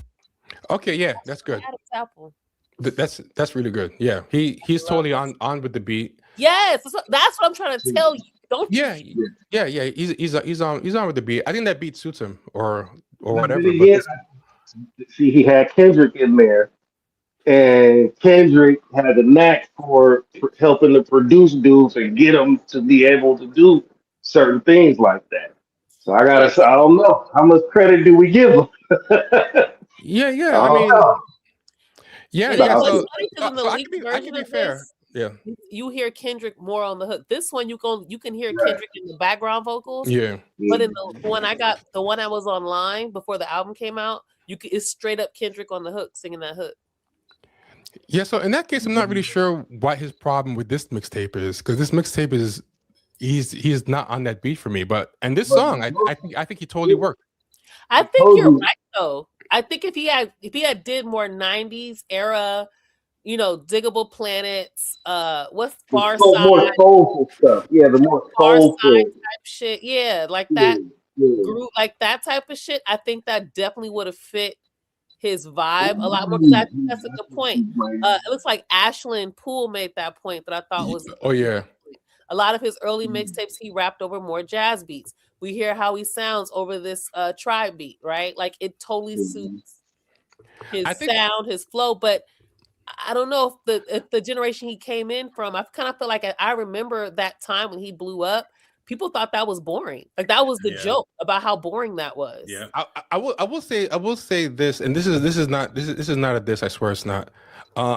Those songs don't really require a lot of passion, because the beats are so laid back. Like if you try to come like a DMX or whatever on that, you sound crazy. Insane. And I think that might be what's helping him too, because his kind of monotone and relaxed actually accentuates the song, because it works with it. But I think on these beats, because there's such like those beats are like to songs that make me want to punch somebody in the face. Like, and he's not really bringing that energy to the beat. Like he's like that guy that thinks he's cooler than he actually is, right? So he uses the slang, he tries to have the mannerisms, he tries to be that guy, but he ain't really that. That's kind of more so the vibe. And I think you're right. I think his lane is one thing, but the bravado energy that he wants to exude is not in that vibe. Right, that's the labor, and on top of that, you kind of gotta. You also, that's a different type of skill you got to be able to pull off. Right. Yeah. I was actually recently listening to Diggable Planets, and I was listening to Ladybug Mecca. And let me tell you something. I can't even find other rappers that can fit her style in that flow. Very underrated. It's very underrated. Yeah. And lyrically be artistically creative to the point where you're like, what the fuck is she talking about? And you're like, oh shit, that actually makes sense. Right. I feel like I poisoned the well against J. Cole because now I'm trying to go easy on him in the comments. Not the That's why I was you already see. I said that. I tried to get to ease up on him a little bit. Now they're saying you got to play the tribe. Okay, yeah, but this is the point that Kenny was trying to make. Y'all got to stop doing that. He says not to do this. We're not going to compare to a group because he's talking about you're comparing him to these greats. But he still did his thing with Forbidden Fruit. You can acknowledge that without comparing him to Tribe. Exactly. And he them on the song, by the way. He shows them love on the song. Check it out, you got me mesmerized. And it's like my favorite Tribe song too. Street poetry is my everyday. But yo, it's funny how people always say like, no man, this is good because now the fans will go back and listen to the original. Then they get the original like, oh yeah, fuck that J. Cole shit. I'm just sticking. That was a problem I kept having with this album. Like a third of the way between each song, I would just end up pulling up the other one. But that's my favorite Tribe song, and I still enjoy Forbidden Fruit a lot. Yeah. I enjoy that song a lot. I go back to that's actually my regular rotation. And it's different enough to be its own thing. Like the beat is not exactly the same. The beat's very, very different. It has the same skeleton, but it has a it's more the original sample than it is the actual of the Tribe Called Quest beat. Exactly. So like they say on American Idol, like he made it his own. Yeah. Thank you, Dylan. Is it Dylan or Dylan? I think only one guy's ever been called Dylan in the history of that name, that Making the Band guy. Oh, you mean the one that's he's the top 5 greatest rappers in the world? That guy. Dylan. Dylan and Dylan. So, love come and go, don't shit last. Oh, man, so you might need to rename the title of the video. J. Cole. What's that? Oh, look at the. They're gonna walk through the valley of the shadow of death where niggas hold text like they aim at the ref or something. How is that? Yes. Listen, Mario, they act like they don't know. They act like they don't know. These niggas swear they doing numbers, but it's more to the story. You bust it down as by the streams and kids ordering. This is one of my favorite songs too, by the way. The original. Yeah, he's doing that run-on sentence thing again, but I mean, it doesn't hurt. It isn't so bad on this one because at least he does kind of have a repeatable cadence here. He's not just going all over the place. So yeah, this isn't bad. I have another. Go ahead. So a while back, him and Kendrick did a project together called Black Friday. Yeah, and Kendrick destroyed him on that shit. J. Cole did All Right, which is a jazzy beat, and Kendrick did one of J. Cole's most aggressive songs, which was Tale of Two Cities, right? And he washed. It wasn't even fair, bro. He washed him on it. So now I'm sitting here thinking I'm listening to Cole rap over Money, Power, Respect, and how you saying, damn, I'll go back to the original, but then I'm thinking how he got washed on one of his own songs, one of his own most aggressive songs by Kendrick Lamar. And I'm like, damn. And then he did the rapping over the All Right. This is and it still wasn't that great to me. I don't know. And that was a jazzy. One thing I will say about Kendrick too is that sometimes like less is more. And I think he thinks he has to be on 10 all the time, but I think the super lyrical parts stand out more with contrast. I had this problem with Cannabis. Like Cannabis was rapping on such a high lyrical level all the time. You got kind of numb to it because you don't want to hear a whole album of that. Yeah, it turns it turns to a monotone. I got like punchline fatigue, and I feel like the best rappers, every line isn't designed to be a double entendre or quotable. Like when you listen to the original "Can I Live," like one of the best lines in that song is super simple to me. When she goes, "Truth will set you free. What will a lie do?" And I was like, damn, that's deep. Like truth will set you free. What will a lie do? And there's no crazy double entendre. That's like a Zen koan or something. It's just a simple. There's no multisyllabic anything. It's just less is more. Yeah, truth will set I feel like Biggie was the king of that. I feel like Biggie was the king of less is more. Like he's known more for his. I was gonna say he's known more for his flow Yeah. But I think he was skillful with what he did too. But people love Big's flow. But I also think that to get back to something T said, I think the other thing is I feel like the greats found creative ways to say things without it being lyrical miracle. And so, for example, I think Jay-Z is one of the best examples of that, right? Yes. He's like, homie, you don't know me, but the whole world owe me. Now that's Yeah. like that rhyme scheme is tight, but it's not over your head, it's not lyrical miracle. And at the same time, he's making a much grander, larger point about your experiences and the feelings that you have to why you do the actions that you do. And you're like, damn, that's actually making me think. And that's just a few words, right? Without it being he's good at being clever without being complicated. Like I'm not a businessman. I'm a businessman. He's rapping the same word with itself. It should be technically like a lazy rhyme, but it's so clever with that little comma between business and man. Like it's like it stays with you. It's one of his famous lines, and it's not super complicated. And I feel like Cole is too complicated. Like he starts the verse at 10 all the time. He starts it with the same energy he ends it with. There's no build up. There's no accumulation to like the super lyrical part for me. He just kind of starts all the way up there. And I just feel like sometimes a little bit less is more. Show a little bit of wit. Like, like Jay-Z would say stuff like, I'm like a dog. I don't speak, but I understand. Like, is this right? Sometimes stuff like that really works. But if he has to get fast and super lyrical, Jay-Z can do that too. Like, I feel like J. Cole kind of has one speed, and he's always rapping about two things. He's always rapping about rapping, or rapping about how he's not respected enough for his rapping. Like, he's just, and then every now and then he's like losing. He does do a lot of rapping about rapping. Yeah, he's always rapping about rapping and how people think about his rapping. That's his other favorite. And he always has this kind of thing he does where he's like, he's braggadocious but humble. And I'm like, yeah, it's fake humble. Pick one. Yeah. He wants to be the best, but he also doesn't want to be the best, and okay, so money, power, respect. My favorite verse in this one is Sheik Luch's verse, and I think this is him, right? Yeah, Sheik Luch. Yeah, Sheik Luch has a killer verse on this. We take yours while you pout about it. Truck, step out the horse, wanna crowd around it. You can see me on Optimum TV. On your bathroom, turn the light out, scream, Bloody Mary. 1, 2, 3. Sheik ain't your usual friend, but I can set you up like Heisen. But nothing about this is super complicated. Like, there's no super, but it's just very musical to me. But the part he like talks about with the resurrection, I thought was really good. He has like a story. First of all, J. Cole already has a story to me. He just has complicated rhymes, but this is like a whole journey he's taking you on. I'm done with ice and charms. I'm trying to ice my whole casket when I'm gone. Pull up with class on the dawn. Once I meet him, I greet him. Kiss his feet for freedom. Tell him thank you, Lord. Cause on earth I was getting bored. Now resurrect me back to this cat called sheep. So I can make the sound and get back the cats this week.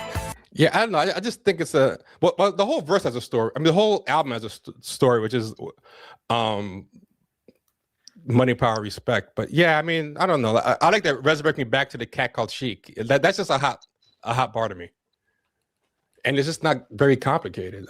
But these guys consider some of the best lyricists to do it. Is this whole project gonna make us want to go listen to the originals? Is that what? I think that's what's happening. Yeah, definitely. To me, that's what's happening. But the Kanye apology. People wanted us to talk about the Kanye apology. I want to play this thing. I've heard about that, but I wasn't. I didn't know what he said. But with him, he'll apologize, and then he'll apologize today, and then next Friday he'll go back to saying everything he said before. So you just basically he got an album coming out. Yeah. Glasses Malone said that he thinks it's just an album rollout tactic. Yeah.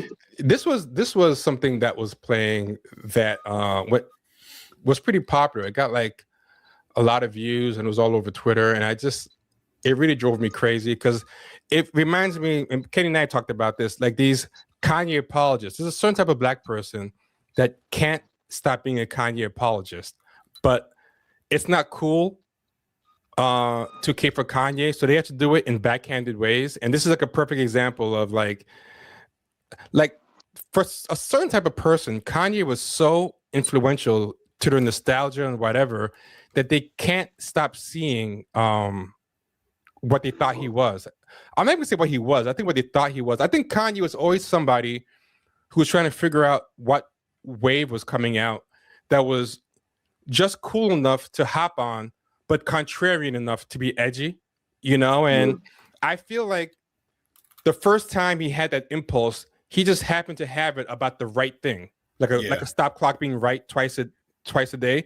And because of that, people thought he was deeply pro-black or whatever. Remember that Katrina, George Bush hates black people? Yeah. I feel like that was up to him. That was the same as I'm going DEFCON 3 on these Jews. It's the same. It just happened to be for the right cause this time. Because that was 2005 Hurricane Katrina, so it was popular to do it at that time. Yeah, and that was also when it was post 9/11. It was still a couple of years after 9/11. It was the war on terror. What's that? I disagree with that. It was not popular to do at that time. Wait. Let me say what I'm going to say, because I think I'm going to agree with what you're saying. It was popular to go along the flow with George Bush because it was a war on terror. You have to go along with, Americans have to unite right now. Liberals were kind of going easy on George Bush the first couple of years, you know. They rubber stamped the war in Iraq and everything. Later on, they went DEFCON 3 on George Bush, like especially by the second term. But that first term, people weren't super militant. People weren't super radical, because that 9/11 stench was still in the air. So I think him doing that was as crazy as him jumping on stage with Taylor Swift or him coming out talking about being a Nazi. Like, it was kind of edgy. Like, liberals were like afraid, I think, of that time of being unpatriotic or bad mouthing the president. Like, you guys remember the climate back then, right? How sure. I think a lot of people forget. Yeah. But it definitely was not like look what happened with the Dixie Chicks. You know what I'm saying? Like, I forgot about that.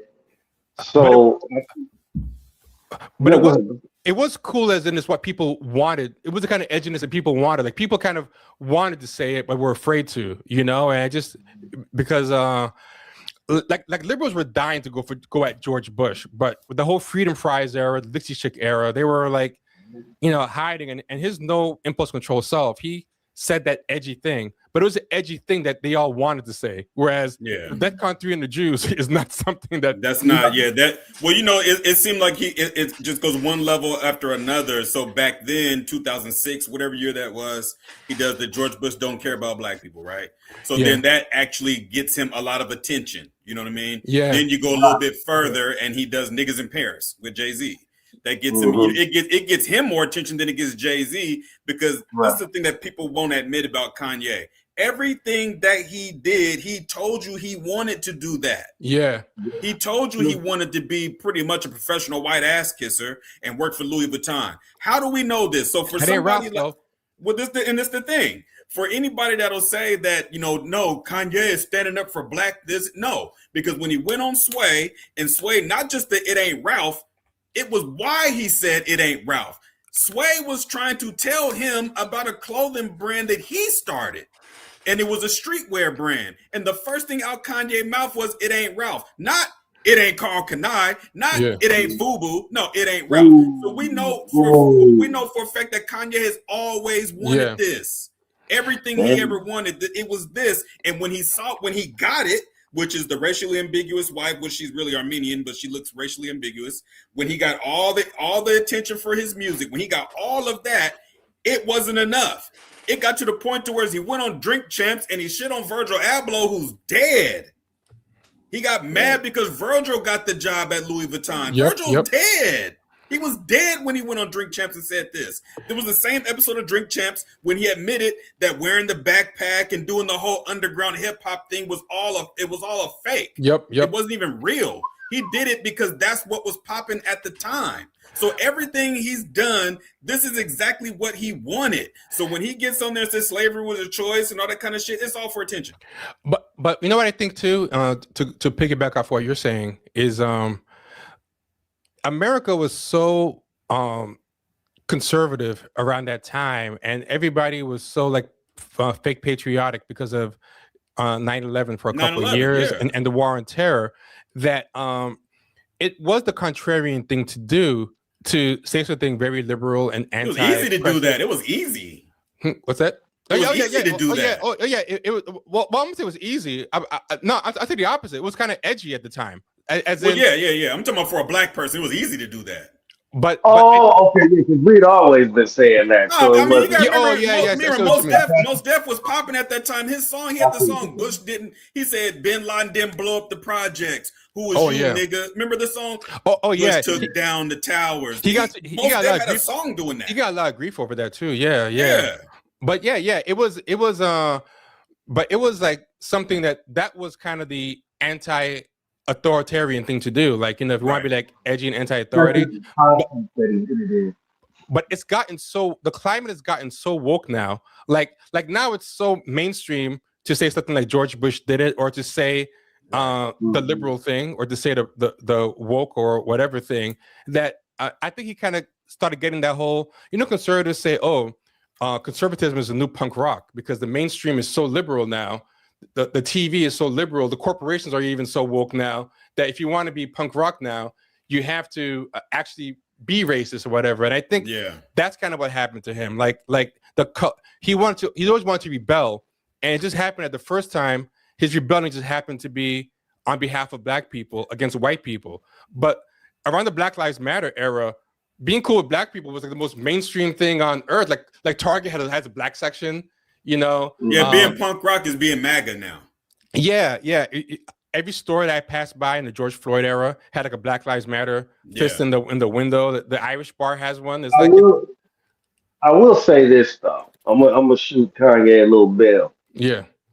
I think, and I've always held to this theory, y'all might disagree, but I actually think that situation that happened after he did that Taylor Swift crap, and then Obama kind of threw him under the bus.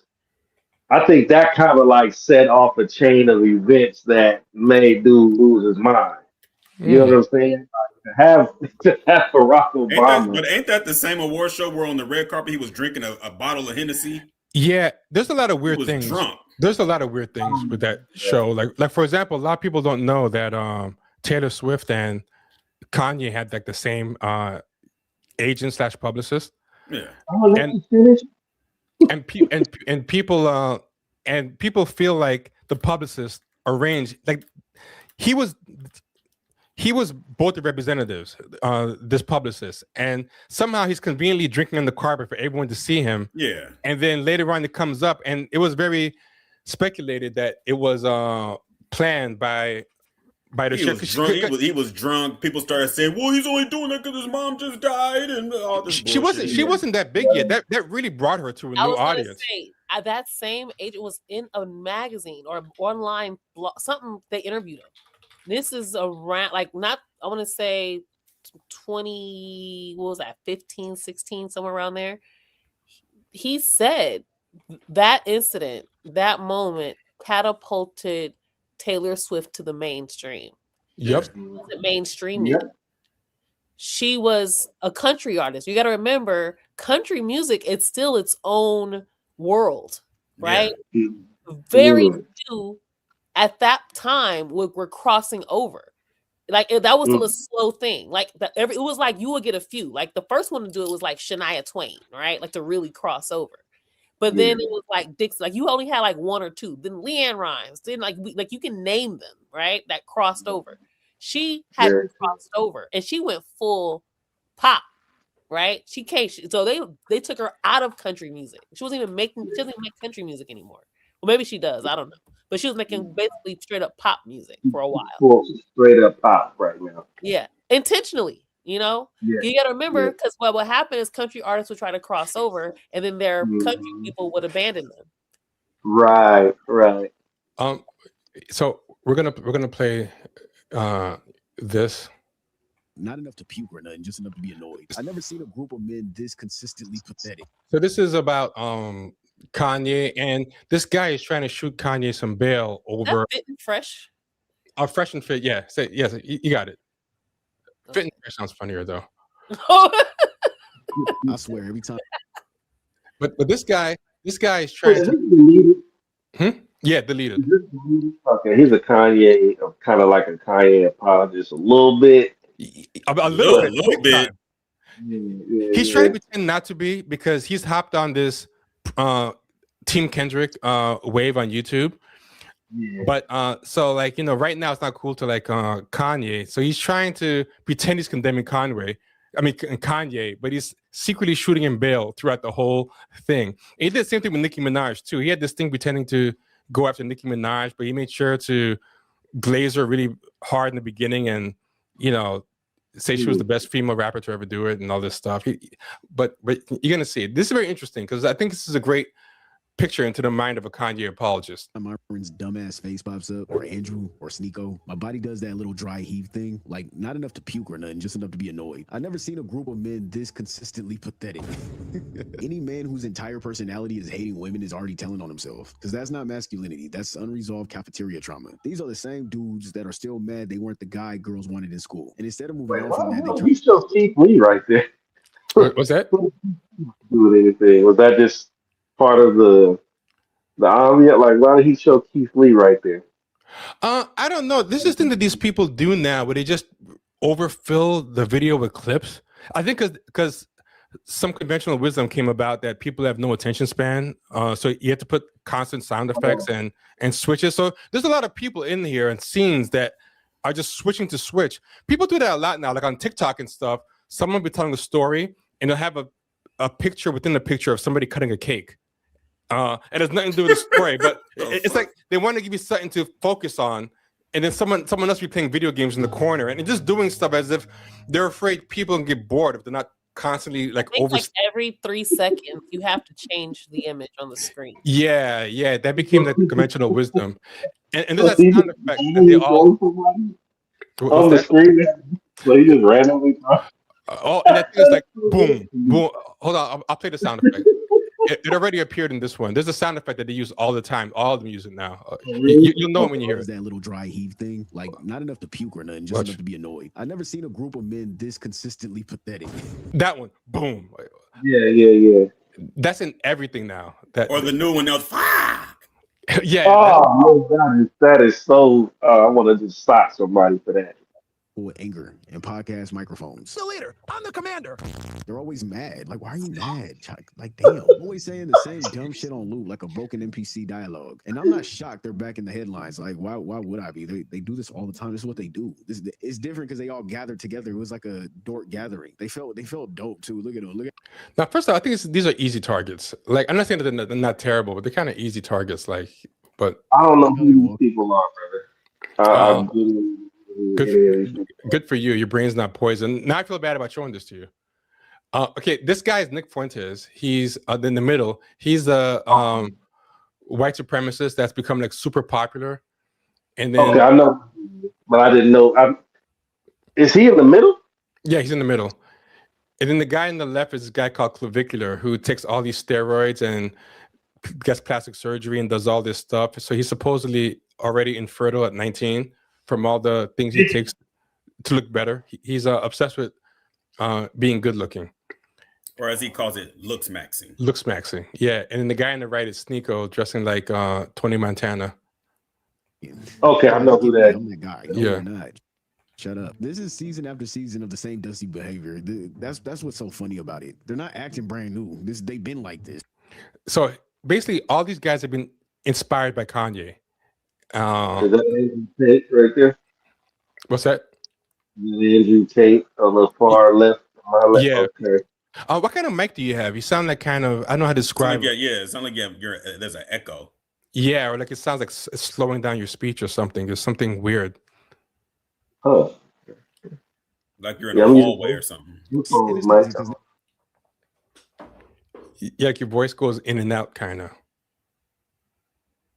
Now they're all switching on each other. Sneako's the only guy standing on it. I've never seen this many people switch on me, bro. I've never seen it happen. I don't have a lot of people. Yeah, that's the one. There it goes. The rest of them are doing the fake amnesia. Oh, he did it back to back. Yes, you did. You been did it. What are you talking about? Why are we acting like we ain't got you on 4K? How the hell are you guys confused? I'm just tired, bro. I'm tired of these dudes. And I'm tired of the same losers rebranding their nonsense every 6 months. Looking like the white blank man. Super dorks. Super dweebs. The only motherfuckers that act like they're not bothered, but look bothered bothered as hell. Throw a maxi pad at. Matter of fact, no, throw a tampon. They act like they're always cramping. I'm telling you, they act like they're cramping. I know women that are harder than them. I'm the villain. So that thing that he played in the beginning is from the Hail Hitler song. And now they walk around in permanent resentment cosplay. Bitter PCs, we ain't gonna name all of them, who cares? But they pull up to some club in Miami like it was an alt-right wing Avengers meetup. They pulled up like it's a red pill Comic Con. Testosterone is at 110%, emotional intelligence at 0. Just a DLC drop for insecure men. I don't even know why they're going to the I feel like that sound is like a laugh track. It's like laughing at your own joke. Like I hear people keep putting it at the end of what they say, like for emphasis. Like I just did a mic drop. Like I don't know. But anyway, I'm gonna skip past this. Basically, in the club, they played Hail Hitler. You know, you guys know about this, right? They played Hail Hitler in the club. It's a Kanye song. And then they made the DJ play it. A lot of people lost their jobs. They all got banned from Miami nightlife and everything. Kanye has a song called Hail Hitler. Yep, he has a song called Hail Hitler. And this guy actually opened his video, his theme song. The person making this video is Hail Hitler. But it starts out with I'm a villain, and it's a strange song. And yeah, so he made a song called Hail Hitler, and he was walking around with the swastika shirt and saying like Hitler was cool and misunderstood. And Kanye did this? Oh yeah. Oh, so you missed all this. And I missed all of this. Oh, it's gonna be talked about in the next video we're gonna react to. Yeah, but you know, he said all this. He oh yeah, he went crazy, and he had my favorite tweet because he spelled DEFCON, which is DEFCON, DEATHON, no DEHTCON. We're going DEFCON 3 or DEFCON 4 on these Jews. He was just saying random things against Jews like all the time.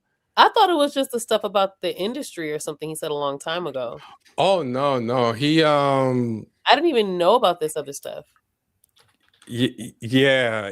He That's hilarious, Vita. Me and you what you been up to? Same. So a lot of this stuff, I'm like, wait, who is this person? What the hell's going on? Yeah, Kanye was selling a swastika T-shirt.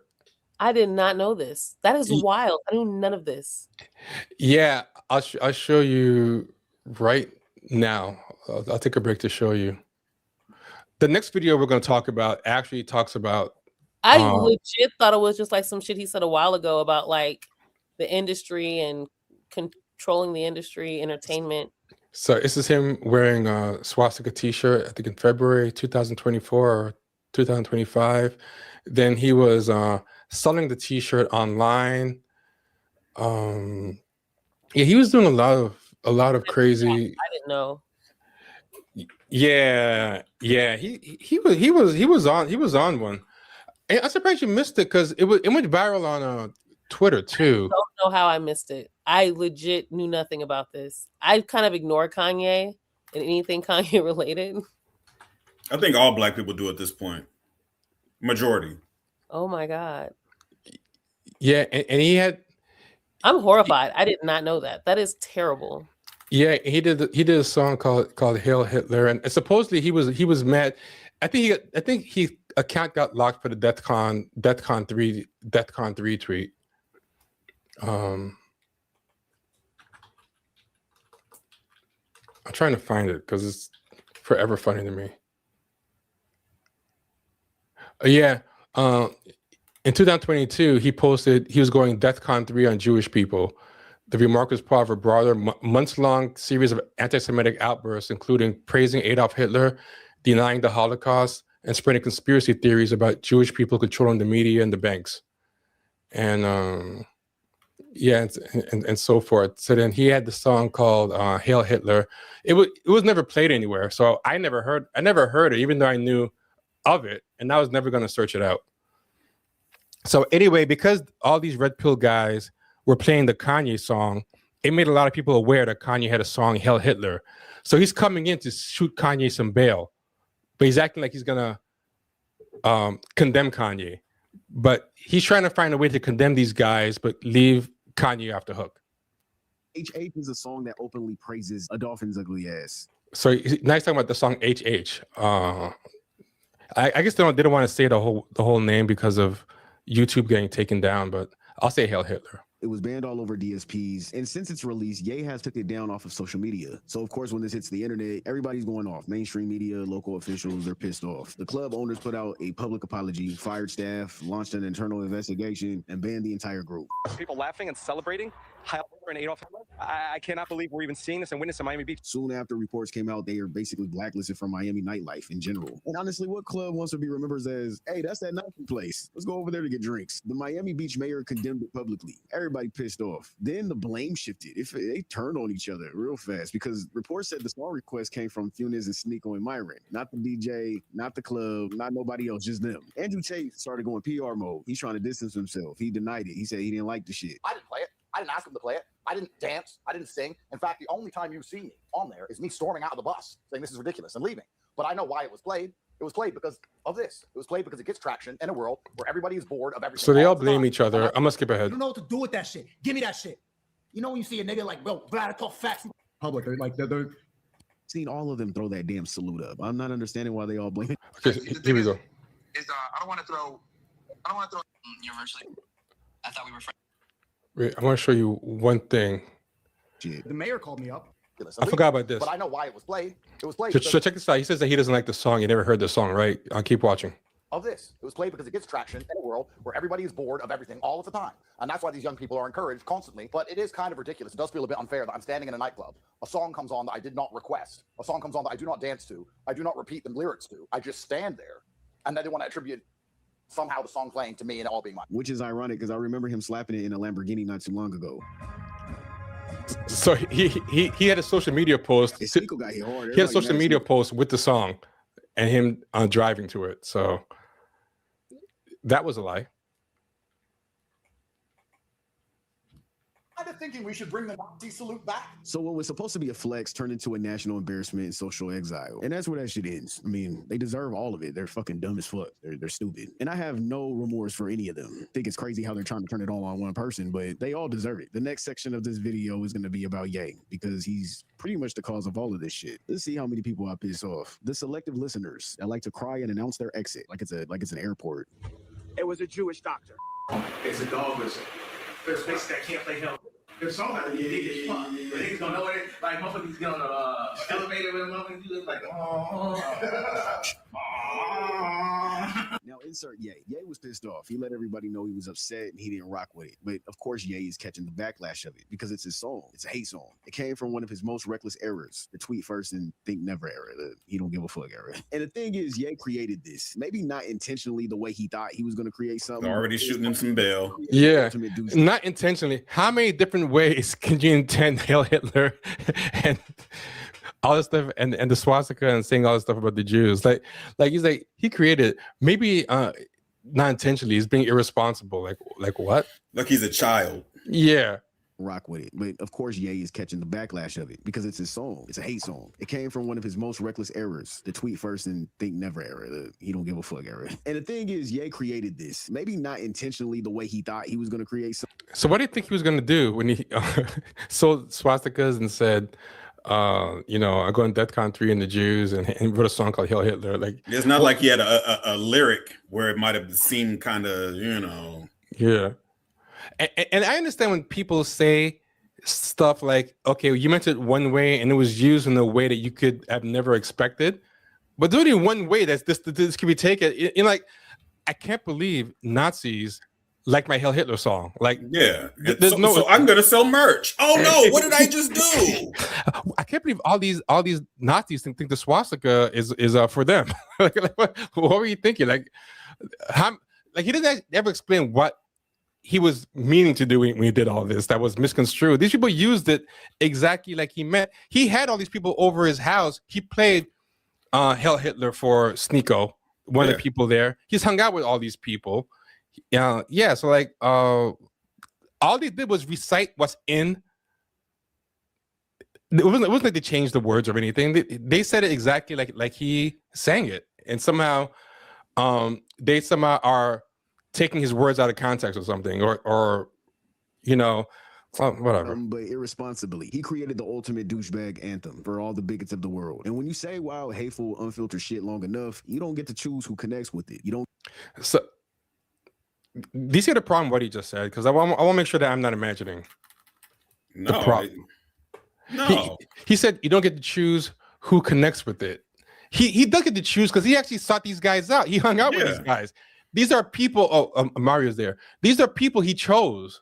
It's not like Kanye. It's not like they were walking down the street in a group and said, "Hey, that's Kanye's house. What's that I hear?" Like that's not what happened. You directed it. You said it. You not only in the song, but literally in things that you said publicly yourself. But not just that. He's hung out with these specific people. He's saying that he's saying you can't choose who vibes with your music once you put it out there. Well, you can choose when you actually go hang out with them and say, "Hey, you want to hear my song?" Like he sat down with that Sneeko guy and played Hail Hitler for them. Isn't Milo what's that place? One of his age or something? What's that? That Milo guy, doesn't he work for Kanye now? He used to. Nick Fuentes and Milo used to be handlers for Kanye and hang out with him. So he hung out with. He rocked with Nick Fuentes. He made Nick Fuentes more famous actually. Like he chose all these people. So what's this about? You don't get to choose who rocks with your message once you put it out there. As if he didn't like Nazis, even though he made it. So he made this Hail Hitler song and sold this Nazi merch for people other than Nazis somehow. And he had a different message involved in it somehow, even though everything he said around it was anti-Semitic. And then these people just happened to find his music and take it the wrong way and use it in the way that he didn't intend. And I'm like, where is this even coming from? It doesn't remotely even make sense. And a lot of people are saying stuff like this, and especially like Black Kanye fans. And it's the most ridiculous. I bet he just came out and just totally glazed Kanye, then do this kind of fake, I'm acting like I am. Like this is the equivalent I always say of like walking in backwards and saying you're leaving. Like, and it's like, hey, why are you coming in my house? I'm not coming in your house, I'm leaving. Don't you see I'm facing the door? And you're walking in, you're opening the fridge. And it's like, no, you're clearly coming in my house. No, I'm not. I'm leaving. That's what he is with this condemnation of Kanye. It's like, hey, you're actually apologizing for Kanye. Oh, no, I'm not. Do you see I said that it's Jay's fault? I'm clearly like condemning him. But the reason that it's his fault is ridiculous, though. Like he's clearly trying to shoot him bail without explicitly shooting him bail. Like it's crazy because I've heard this guy before. He's an intelligent kid. So he knows that he's full of shit right here. The leader knows that he's full of shit right here, bro. If you listen to any of his prior stuff, come on, bro. Like he has to know. There's no way you're a fan of Kanye and you don't know that he hung out with these people. Like check this out. I felt like even before I got to know him really well, I lived with him for over a month. He lived with Kanye for a month. What does he talk about the most? We mostly talked about music, movies, life, family, the industry. What was your actual job with Ye? I've said this story before, so I'll say it again. Like I said, I wanted to be. He's like, "What can you do? What's your job title?" I'm like, "Creative director." And he's that's me. Yeah, like that was a whole. But I mean, I was editing videos, I was filming a lot, streaming for him. And when he released his album, overlooking and giving some feedback. So Kanye can't choose who resonates with his message. He lived with the guy for a month. There's video of him playing the song for him and saying, "What do you think about this?" And somehow it's still not Kanye's fault that this guy ran with the song. And don't you think somebody who lives with Kanye for a month, they had the song played for him, was with him during the creative process, knows what the song is about? Yeah, of course. He probably influenced some of the lyrics. Yeah, and if I don't know who was popular for it, by the way. I know who he is, but I don't know like what's his stick, like how's he. Well, he did these streaming videos that people say were actually pretty good. He's been doing it since he was a kid, and some of them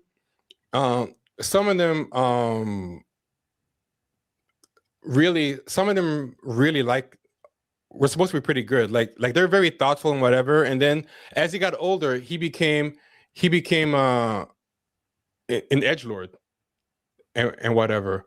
But if you check it out, right, this kid is currently on he's currently doing a Vlad TV thing. You know, Vlad TV breaks up the videos, right?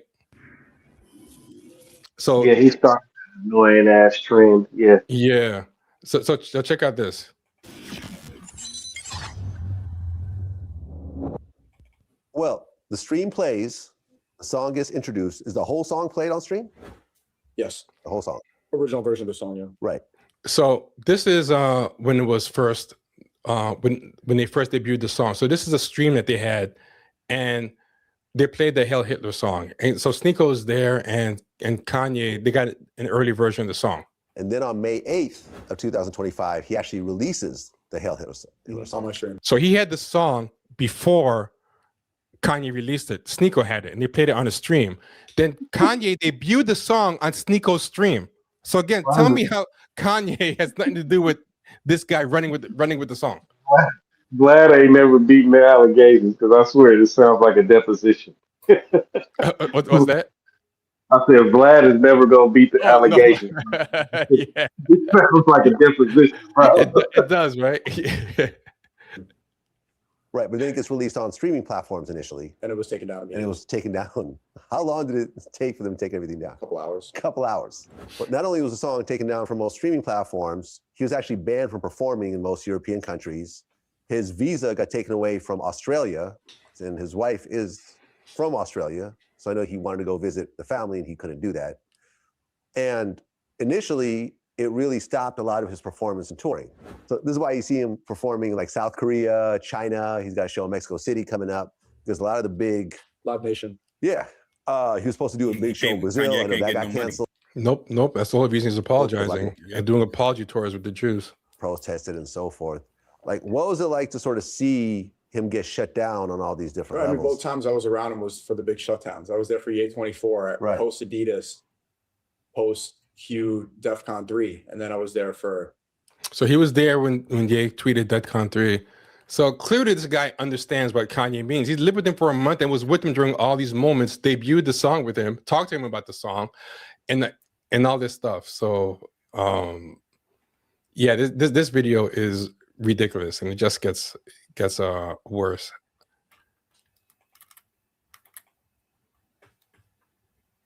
Get to control how it's used. That's cause and effect. And you know, Ye's fan base has eras. You got the day ones, the graduation fans, the My Beautiful Dark Twisted Fantasy fans, Saint Pablo fans, and the Jesus is King fans. But now there's a darker pocket, people who latch onto the anti-Semitism. Ye has always been a provocateur, basically an asshole, a troll, someone who don't really give a fuck and is very unfiltered. When Ye is hurt or blocked, he lashes out. That's been consistent throughout his entire career. But this era, he went at everybody: black people, gay people, disabled people. So this is the next shooting bail.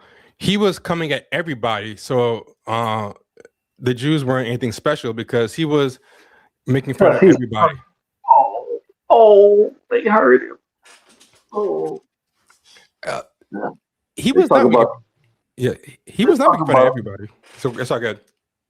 No, they talk about this guy like he's a little kid or something. Yeah, like a little kid. He talks about like he has no agency, but also this whole like he was equal opportunity offender. I'm like, no, I don't remember him making fun of white guys. He wasn't making fun of rich preppies. He wasn't making fun of white women.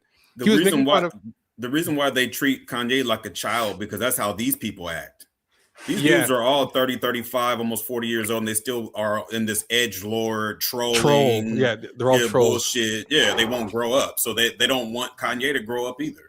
And they think being edgy and offensive is deep. It's a very 2000s mindset. Yeah, it's like B once said, man. I remember when he said that he was talking specifically about hip hop, but I think it's gone past hip hop now, where it was like they want it to be where your adolescent years are extended into your 30s. You know what I'm saying? And that not only are we seeing that, but I was reading something a couple months ago where they're actually trying to do studies about that, saying that maybe they're going to talk about extending your brain development or adolescent years into your late 20s and even early 30s and something. I said I couldn't believe this shit. Soon they're gonna say that you're not fully an adult till you're 64 or something. People gonna be aging right into the dementia. They're gonna go straight from still developing to dementia. It's like the people have their whole life never fully developing their brain, according to these You people. are an adult until you feel that you're properly able to be an adult. That's how it's gonna be. Yeah. Yep. If you feel like you're an adult, that's when you're actually an adult. People are gonna be like, I identify as a child. They're gonna have like trans children now. Like just someone who's like, you can't call me an adult. I identify as a child. I'm 40, but you can't tell me anything. That's what's gonna happen. So anyway, this whole he went at everybody equal opportunity offender thing is not true. He went at certain easy targets. He did not. Well, actually, Jewish people aren't an easy target, as he's finding out now. But he did not go after everybody. But even if he did, why would they be better? Women, fat people, Diddy, R. Kelly. I mean, this dude emptied the clip. He reloaded it, then fired again just to see what would happen. After dissing all these groups of people, after uplifting Diddy and R. Kelly, the only time the full machine came down on him was when he went after one specific group. It was so now he's doing the whole thing like, well, why did he not get in trouble? But this person, you know that whole thing like, so now it's not his fault for saying it. It's now he's saying, why didn't he get in trouble when he made fun of the black people? It's only because of the Jews, the whole. In a sense, he was ostracized. He's been in a corner by himself, sitting in the corner by himself for a minute now, bro. Yeah, but he's trying to say like, he didn't get into this much trouble with the black people, so why is he in trouble with the Jews? And it's like, it's because you guys don't like black people, so you try to shift blame. Yeah, so he's trying to blame everyone else for like this exposes their racism. I feel like that's a little bit of historical revisionism because I remember specifically the backlash that he got when he said that crap about slavery being a choice and all of that. He went on TMZ, him and Van Lathan had the whole little showdown, and people backed all the way up off of dude. And slowly he started losing, endorsing all kinds of stuff. I'm honestly in shock at how extreme he went. Like at first, and I think someone asked me about it today, and I was like, I didn't know what they were talking about. I was like, I'm sure he said some outlandish stuff, because my father has bipolar disorder, so I can imagine people in that moment they're saying some things that they might not have said otherwise. So that's all I knew was I thought maybe he said some bullshit. I didn't realize that he had intentional anti-Semitic things that he was creating. Like you don't just make a video, you know what I mean? And you had to get buy-in from multiple people. So he had to talk to people and get them to do this with him. And then create this and then release, like all of that is very intentional. Yeah, it's not because he's bipolar. Yeah, that's not bipolar disorder. That's an intentional thing that he just did. And all these people who hung out with him started doing the same thing. He started this whole black Nazi. It's cool to be black and be a Nazi thing that all these kids are doing. That's why they all started doing it after he started hanging out with Sneeko and Nick Fuentes and them. And they all made Hail Hitler their theme song. And this is not some accidental misappropriation of his work. This was what he was deliberately going for. What he's the person that got in trouble for a crime that a bunch of people did together. He got in trouble first. And he's trying to be on probation and stay out of jail. And you guys keep bringing the heat back. And he's like, listen, man, I'm done with this, man. I'm getting my third strike. Just stop it. And then these guys are still doing crimes in the same gang and yelling out his name while they're doing the crimes. That's his problem with it. His problem isn't that he was misunderstood or whatever, because Kanye had a problem with them playing the song in the club. But it was because he's trying to undo the damage that he did with the Jews, and they're messing up his apology tour. It's not because, that they're misinterpreting what he meant or whatever. It's because they're interpreting it correctly, but he's under fire. He's under watch. He can't be, it's kind of like when the cops are surveilling somebody, right? Like somebody in the mob or something. And then one of his old one of his old running mates is in trouble. Like, you know, he's on the run from the cops. So he shows up to the person's house. You know, you ever seen it in the movies? Like, opens the door. What are you doing here? You're gonna bring trouble with me, man. You know the cops are watching me. Get out of here! Like, I can't help you. Like, you know, it's like that. He doesn't want them around him because he's trying to stay on the straight and narrow. Well, this is the thing. Like, Kanye he endorsed Trump, put on the MAGA hat, and this is going all the way back to when Trump won the first presidency. This didn't just happen in the first term, right? We know that his fans are the groypers before the alt-right, which became the groypers, incels, red pill dudes, misogynistic dudes that just be on straight bullshit, right? So Kanye, he attached himself to all of that. Yep. Okay. So even if he didn't do the Hail Hitler song, he's already attached himself to some of the worst, most gross motherfuckers out here right now. Andrew Tate, who's been on trial for rape and sexual assault and all this other kind of sex trafficking. Then you got Sneeko, who's a racist. Then you got Nick Fuentes, who's a stone cold Nazi racist. Yeah, Andrew. So he didn't even have to make that song to even, you know what I'm saying? Like, dude, come on. Andrew Tate was at Kanye's house, and that was the reason why Kim Kardashian didn't want to send her daughter over there one day, because she's like, I'm not sending my daughter over for visitation. And you got this guy staying there. So he's at Andrew Tate at his house. He's run with, he lived with Sneeko for months, and he played the song for him. And he was there during the creation of the album, and they were hanging out. Sneeko was one of the first people to ever hear a song. He had Nick Fuentes as like his handler during the, black people bashing run. But this is the kind of stuff that he has to do now. This is the kind of stuff that he's on just a couple of days before this incident. To be able to sit here with you today and just take accountability. So he's eating a lot of crow. I was dealing with some various issues, dealing with bipolar also. He's full of shit. You can look at him and tell he's full of shit. This jive ass nigga. No, I'm gonna keep it a buck with you. Like, even the fact that they're sitting there with him is like, it's bothering me, because it's like, clearly this is it feels so stuntish. Yes. And it's so disrespectful. I'm sorry. This is highly problematic. I don't like jive ass nigga. That's all he is. That is so. Imagine Paula Deen, and she didn't make a whole video that was anti-black, right? But sitting there holding hands with black preachers. Yeah, imagine Paula Deen sitting there holding hands with Louis Farrakhan. Hold on. Would we be forgiving of that? What is this? I mean, to be fair, there's a lot of black people who would have done what those Jewish people would have done. They would have liked to have been his.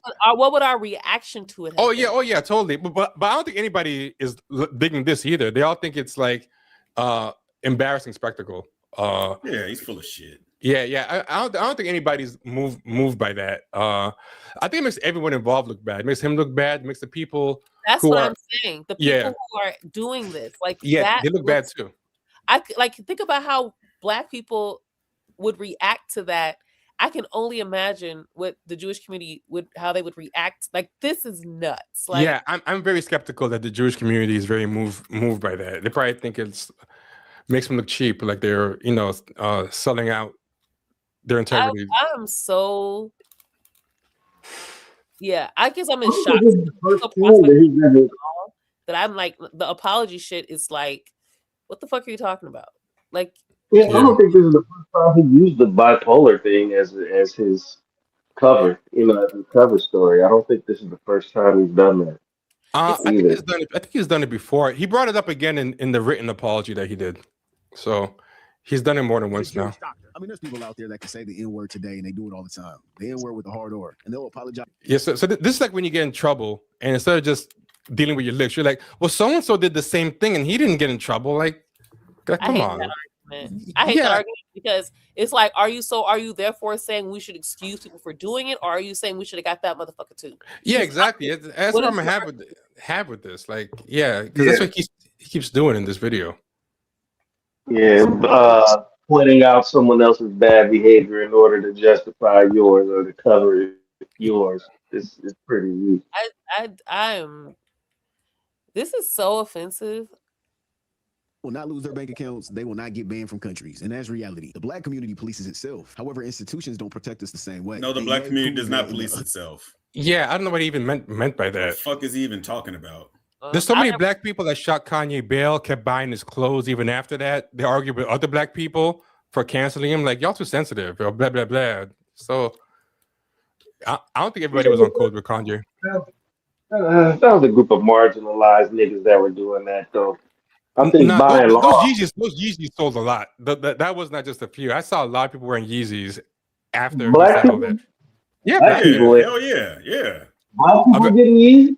A very certain kind of black person, like a certain type of millennial, edgy, streetwear wearing. Yeah, black people didn't stop wearing Yeezys. A lot of them did, but a lot of them didn't. Like it, I think it was not a consensus. In my life, so I don't. Maybe I have. I just didn't recognize what they look like. But all right, I'll take your word for it. Then shit. ugliest way possible, whether you like it or not, whether you disagree with it or not. He proved it. And to keep it lit, So this is what he's saying. He's saying that Kanye did it to prove a point. He's saying that Kanye said all this stuff about black people and Jewish people to prove a point that people are okay with black people, but not with Jewish people. Okay, if that's the truth, right? Then why is he mad at Fresh and Fit, Nick Fuentes, and all them? Because didn't they prove the same thing? All those people had said crazy bad stuff about black people. Myron from Fresh and Fit fucking wore a Klan hood and made monkey noises, and he said all this stuff. Nick Fuentes has been talking bad about black people forever. So has Andrew Tate. All these people on record. Sneeko said fucked up things about black people. So all these people are people who had gone to no trouble when they made fun of black people. But when this happened, they got banned for all Miami nightlife. So why the fuck did you hate these people? If anything, they helped prove the same point as Kanye. Like his argument for shooting Kanye bail makes no sense because everything's gonna say for Kanye applies to them. But those people are cool to hate. Those are two arguments I just hate in general. Yeah. That one and the other one you said where it's like they're trying to give bail to things that don't need bail. Like, why are we even have, like, to me, there's no excuse for it. Like, there's no way to just be, oh, we should justify it because this is what happens to black people. Okay, and that is also wrong. Like, you're not making your case. I don't buy that. It's that two wrongs make a right type of logic. Like, they did something wrong. So instead of having no wrongs, when, like, if a black male sexual assaulter or abuser or something, they're like, oh, well, what about, fucking, what's the motherfucker from the Steelers? I can't think of his name. Ben Roethlisberger. What about Roethlisberger? Yeah, fuck that motherfucker too. But this is still bad. Like, I don't know why why people pull up these arguments as though that helps your case. It's on top of that, you have folks who are trying to make it out like these people that are also racist against black people actually have some sort of moral ground on any of this. Like, how do they have any stake? Why are they your example? Like, they have these are deplorable people. Yeah. Like, they're like, what are we talking about here? Yeah. And then that's not only and then to add on what you're saying, the fact that he's catching heat now, that doesn't necessarily mean that it's because strictly he attacked this group of people. It could be there's another alternative. It could be the straw that broke the camel's back. People could be just tired. Yeah, that too. So that's why they're finally, you know what I'm saying? It's a lot of reasons why, people have just had enough now. Or even that, he talks about everybody argument that you talked about earlier, right? Yeah, which is not even true. Which isn't true. But even if it were, how does that make it okay? That's one of those arguments I'm really annoyed with about South Park. South Park had a lot of bullshit, right? Highly racist shit. Oh, they talk about everybody. It doesn't make it less racist. Like, it doesn't help what you're saying. Right. This is so bad. Like, but people were raving about this so much. Like he dropped knowledge. But why would you want to attach yourself to even the excuses? Like, why would you want yourself attached to someone who's trying to shoot him bail? Yeah. I mean, there's people out there that can say the N-word today, and they do it all the time. The N-word with a hard R, and they'll apologize tomorrow. They will not lose their bank accounts. They will not get banned from countries. But look at Paula Deen. She lost her career. Like, I it's was not just even. about to say. Yeah, it's not even Or true. that motherfucker from Seinfeld. Oh yeah, exactly. Where's Kramer? You're right. His career is like shot too. So like, what is he even saying? Like, not only is it a bad excuse, but like you said, V, that's not even true. Like it's Ted Danson when he wore the blackface. Yep. It was over with for him. Yep, he ain't been on TV since then, and he was with Whoopi. That was at her birthday party at the time. He had another TV show. Yeah, he's been on TV, but the stain definitely stayed. Oh stayed yeah, it with didn't him. go Yeah. nowhere. It wasn't a Yeah. good show. Yeah, He was like a And it was veterinarian after- or a doctor or some shit. yeah, he had this film with Becker. Becker. And that That's was it. after a while. That took a while for them to try to give him another shot. You know. The black community polices itself. However, institutions don't protect us the same way. And Ye proved that in the ugliest way possible. Whether you like it or not, whether you disagree with it or not, he proved it. So Ye was doing it to help black people. That's why he's going DEFCON 3 and the Jews to help us. And to keep it lit, I hate that version of Ye. I dislike it. You feel me? I feel like he should have came at it a whole different way. So he's saying he should have came at it a different way. Like he was trying to prove something higher, but he just said it wrong. What? Came what? Well, what are you coming at? Yeah, this guy's one of those people who thinks trolling or being edgy has a higher purpose. He's one of those guys. His purpose is his premise was that certain people could say anything about black people, but this one group of people, if you say anything, and nothing happens to them, but this one group of people, if you say anything about them, you're going to hell. That's what this guy deleted is saying. And he's saying that's what Kanye's greater point was, but he could have went about a greater way of showing it. But I'm like, well, how? Yeah, exactly. How could he have done it? But also, like, why do you think that's what he was trying to do anyway? Like, he hadn't said any of this. This is you mind reading. Would have stopped him. I wish he handled all that differently. But I do understand what he was trying to expose, even if he did it like a wrecking ball instead of a conversation.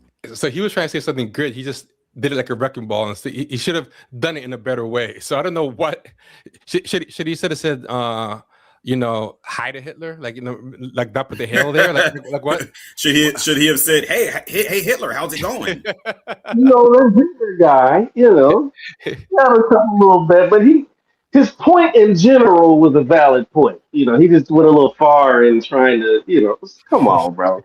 Yeah. Should have went about it in the better. Like I said, this is the part that people keep dodging because it makes them uncomfortable. There are so many people that says the N-word with a hard R in this country, disrespect black women, disrespect black people, and just tearing down and mocking anybody. Like what? Wait, now why he put us in it? What we have? Right, exactly. Yeah. And so many of these people hung out with Kanye, even if he did it like a wrecking Like ball. Candace Owens. This is Yeah. the part that people keep dodging because it makes them uncomfortable. There are so many people. This guy, marginalized. Nick Fuentes made him. Sorry, Kanye's would have made Nick Fuentes famous. But how you not over Kanye simply by the fact that he hangs out with these people? Like what are these? You can't make an excuse for somebody who kicks it with Nazis. But he doesn't ever mention they hung out with these people. That's the his excuse will be, Kanye just be trolling, But he's trolling, but he did it for a good cause. But he didn't realize that the Nazis he hung out with were gonna take his Nazi song in a Nazi way. Like I had no idea that when I showed a bunch of open Nazis a Nazi song with Nazi sentiments, they were gonna think it's a Nazi song, and then but don't ask why I was hanging out with the Nazis or why I even made a Nazi song and why I played it for them. Like, why were they supposed to take away from that? But he won't even mention that they were friends. This deleted kid, he's usually smarter. He's usually smarter than this, man. I don't know what bro would do. It's very disappointing. It's that Kanye generation, man. Well, I ain't gonna say the Kanye generation. There's a certain type of Kanye fan, like T was talking about, where these people, they will make any excuse for people that they like. Oh, they say that Ted Danson currently has a show on TV. He does? Notice none of us knew about it though, Ashley. He had a couple of shows. He had one called The Good Place too. He was like on that. So I mean, he had been getting work. But I think it also helped that Whoopi Goldberg shot him some bail by telling people it was her idea. So, yeah, I remember that. That was all her idea. Yeah. to work He with EA may on go. political stuff. He ain't what he was before that controversy. That's for sure. Drake is talking. Came out there to LA to work with EA on political stuff, and that was so. The dinner happened the Tuesday before Thanksgiving, and so I came out there maybe 4 or 5 days. So Ye flew out Nick Fuentes to help him with politics. Flew out. Yep. And the night before the dinner, we had a big session in the Donda headquarters, the Yeezy headquarters. And we were talking about politics and everything. And I really shined, they were fielding questions. And unsurprisingly, it wasn't even about those topics that Ye was talking about. It was actually about how do we deal with the issue of gay marriage? And I said, well, you don't attack gay marriage. I said, you promote traditional. But at the end of the day, they had a lot of. I think Nick Fuentes might have even been with them when they went to the TMZ thing. So they've hung out together a lot. So I mean, I try to find a clip of them together because there are clips of them. It's just him talking about how they became good friends. Yeah, but him, Milo, he's hung out with all these people, and like you gotta have some kind of agency, this idea. Right. So this is him doing a podcast with Milo and Nick Fuentes, and on this one he said a lot of anti-Semitic things as well. It's from 3 years ago. So yeah, it's just again, Ye can't control who hears his message and runs with it. He can't control who he flies out and has lived in the house for months and talks about racism with. Who's gonna, take that to mean it's time to be racist? Like, here we go. It says the N-word with a hard R in this country. Disrespect black women, disrespect black people, just tearing down and mocking anybody black. Stole our word black fatigue and they switched it on us. And when did black people say black fatigue? I've never heard black people. That was ours. What is he talking? That was white people that did that. Yeah, I don't even remember. I mean, I want to know what black people he's hanging out with if they're talking about black fatigue all the time. But oh well. Saying they're sick of us and tired of us. They do this publicly, online, on camera, and then they apologize the next day. Sometimes it's not even convincing. They just say a bland ass sorry. And everybody's life keeps moving like nothing happened after that. They're like, okay, he's sorry. Never mind. He said the N-word with a hard R and we accept his apology, including this same group of bozos. The same group of bozos. I've shown you how he's hung out with like almost every single one of them. Yeah. The one here that lived with him for like months and was working for him. Nick Fuentes, who's going on tour with him during his whole like slavery was a choice era, Andrew Tate, who was just at his house a couple months ago.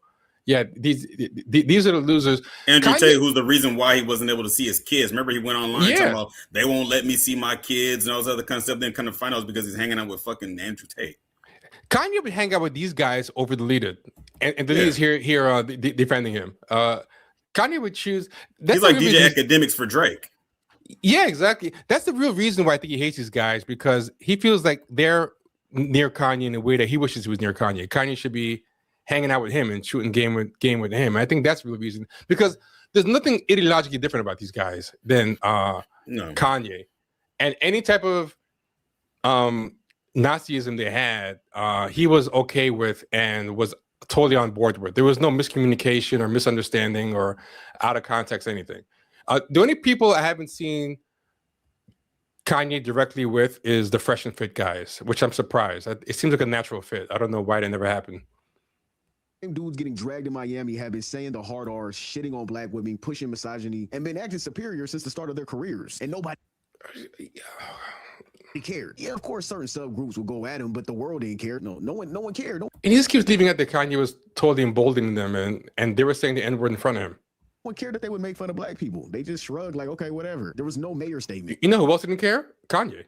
Yeah, exactly. No club bans, no international outrage. It took one Ye song about an ugly ass, historical, bitch ass dolphin with a mustache for the world to suddenly go, wait, these guys are actually filthy. Yeah, no shit. That's the double standard. I'm not understanding. I think people knew these guys were filthy before that, but okay. That shit. Ye didn't go after just one group. He went after everybody. And what stood out? Not the anti-black rhetoric. Yeah, in his community, they hold him accountable, but the world doesn't. It wasn't the homophobic remarks either. It was only the anti-Semitism trigger the nuclear response. And that's not opinion, that's observation. Ye proved this shit the ugliest way possible. And no, that doesn't make what he said okay. I'm gonna keep saying that. It just makes This is the walking in backwards saying I'm leaving. As long as he keeps saying he's leaving, you can just ignore it. He's been walking in backwards the whole time. Like he has to keep throwing in, I'm not defending him, and then defends him for another 5 minutes. And then he also keeps saying, I'm not saying two wrongs make a right. Then he makes another two wrong makes a right argument. Like he just thinks as long as I'm saying I'm doing the opposite of what I'm saying, you're not allowed to notice that I'm doing the opposite. This shit's corny. Yeah, That's I'm why gonna I like watching these people, these YouTube hot takers. They're fucking annoying because they don't actually. I feel like they put all this effort into these damn memes in their video, and they don't put enough effort in actually researching and then formulating articulate responses that make actual sense. Yeah, even if you want to say something I don't agree with, like you said, put some effort in it. Like, you know, don't insult my intelligence to do it. That's very intelligence insulting. Like just leaving out huge important things. And I think he knows. He has to know. If he's a major Kanye fan, he knows he hangs out with these people. He gave them a license. He knew Kanye. That dude has not made a video saying anything about any of this, and Kanye's been doing this for the last 6 years, and the reason why is because he's looking at it like, because he's a Kanye fan, oh, it's just Kanye trolling. Yeah, and he just wants to bash these people and leave Kanye off the hook. He blamed everybody else more than Kanye. Kanye was trolling until they came around, and his trolling had a higher purpose. He was trying to, make a point. Yeah, because there's no way to make certain, like the only way to make points is to make a video and song. Yeah, with that, like that's so gross to me. And that's why I always tell people, man, Kanye is not intelligent. He is not the genius they claim he is. Kanye's a fucking moron. He always has been. He stole people's beats. And keep in mind, Hitler and the Nazis didn't just hate Jewish people.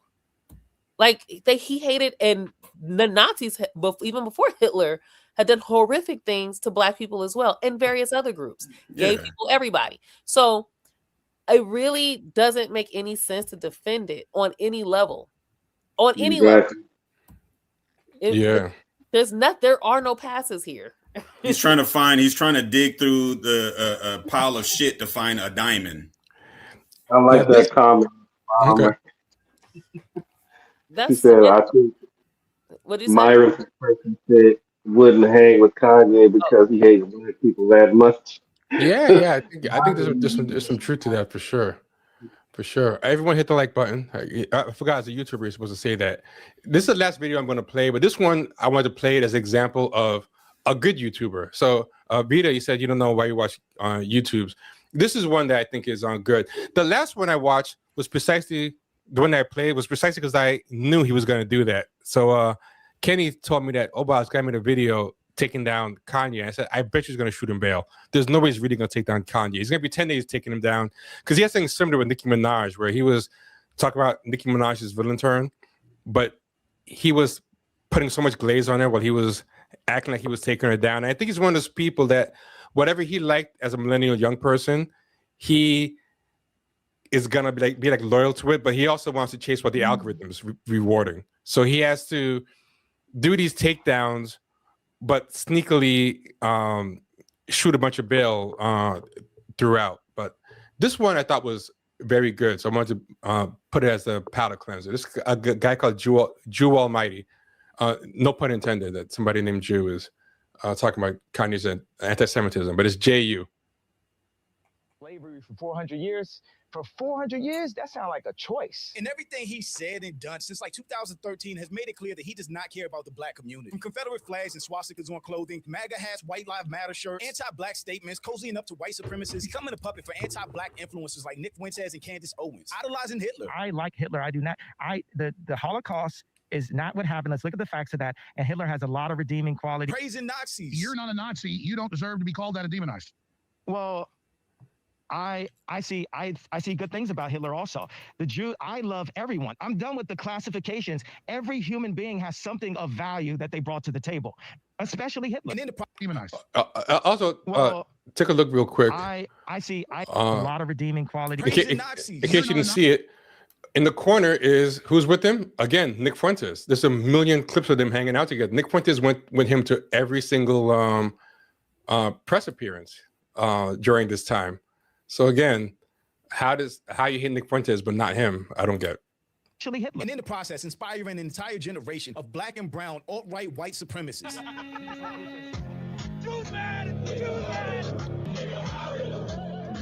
That's the song. People like Sneeko, Myron, Andrew Tate, they're all despicable and hateful people that spread anti-black rhetoric on their platforms, and they are riding the black Nazi wave that Ye created. Nigga, Heil Hitler. Heil Hitler. Do you know nobody had any negative feedback about it? I think one. Did you see who's in the back there? I don't know if you saw him, but that's Ye in the back right there.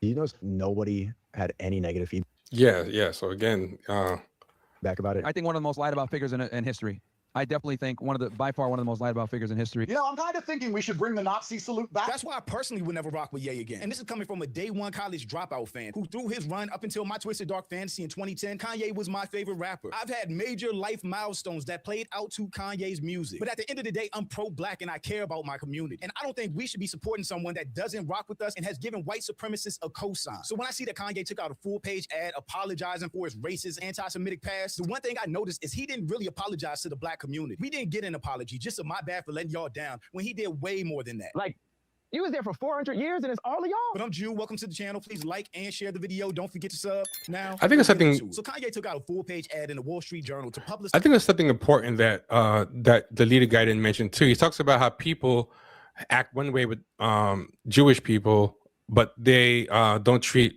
bad things that happen to black people seriously. And Kanye, he did it in an ugly way, but he was really proving that point. But in Kanye's own apology that came after he made that video, like 90% of it was apologizing to the Jews. And then there's like one sentence saying, I feel like I let the black community down. And that was it. But he didn't even say sorry. He just said that. So even Kanye weighs what happens to Jews as more terrible than what happens to black people. He did not apologize about them equally. His apology and to try to walk back all his Nazi support, which there's no walking that back at this point. To those I've heard, 25 years ago, I was in a car accident that broke my jaw and caused an injury to the right frontal lobe of my brain. At the time, my focus was on visible damage, the fracture, the swelling, and the immediate physical trauma. The deeper injury, the one inside my skull, went unnoticed. I know this apology just started, but it feels like he's already about to blame his Nazi, white supremacist, racist, anti-black, anti-Semitic behavior on anything other than his actual self. Comprehensive scans were not done, neurological exams were limited, and the possibility of a frontal lobe injury was never raised. I wasn't properly diagnosed until 2023. That medical oversight caused serious damage to my mental health and led to my bipolar 1 diagnosis. Yes, a traumatic brain injury, TBI, or head injury can trigger or increase the risk of developing bipolar disorder, with research showing a clear link between brain trauma and onset mood episodes. Though it's multifactorial and depends on injury location and severity. Bipolar disorder comes with its own defense system. Denial. When you're manic, you don't think you're sick. You think everyone else is overreacting. You feel like you're seeing the world more clear than ever, when in reality, you're losing your grip entirely. Once people label you as crazy, you feel as if you cannot contribute anything meaningful to the world. It's easy for people to joke and laugh it off when it comes to the fact this is a very serious, debilitating disease that you can die from. According to the WHO and Cambridge University, people with bipolar disorder have a life expectancy that is shortened by 10 to 15 years on average and 2 to 3 times higher all-cause mortality rate than the general population. This is on par with severe heart disease, type 1 diabetes, HIV, and cancer, all lethal. I think whoever wrote this apology should have done a better job at writing it in his voice. This is like way too coherent to sound like Kanye, but yeah, and Kanye is not very coherent at all. Yeah.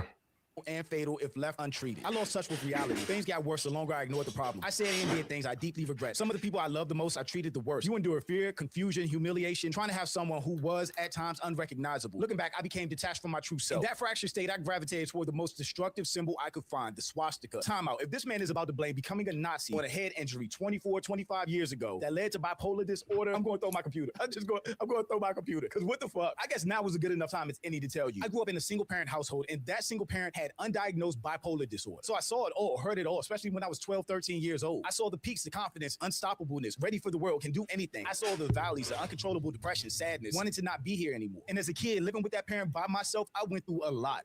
like a lot. And there's some trauma I experienced in those years that I've never been able to forget. And because of those years, I made a lot of mistakes in life just trying to get away from that pain and depression I felt myself as a kid. I say all that to say that I saw this firsthand. My feelings and opinions come from a place of experience. So I know that a person under those conditions may not be themselves. They may not be their best selves. And while a person hurt by them in their different states can absolutely forgive them, that does not remove or erase the scars or the hurt or harm that was caused during those different states or manic episodes. So while sure I can acknowledge that Kanye probably has mental struggles, if it's bipolar or whatever else he says it is, I feel bad for him and I hope he gets better. But in the same breath, I can also say it does not excuse being anti-black, saying anti-black things on the world stage and siding and co-signing with racist, white supremacists, and other people that push anti-black rhetoric. It does not excuse him praising Hitler or Nazis, putting swastikas on shirts, putting the Confederate flag on shirts, siding with MAGA, making Trump look cool to a whole population of people that aren't thinking for themselves. Maybe they're too young, maybe they'll just do whatever Kanye says. It doesn't excuse him making somebody like Elon Musk or Nick Fuentes cool to an entire population of people that don't know any better, but to like them because Kanye likes them. It doesn't excuse songs like Hell Hip.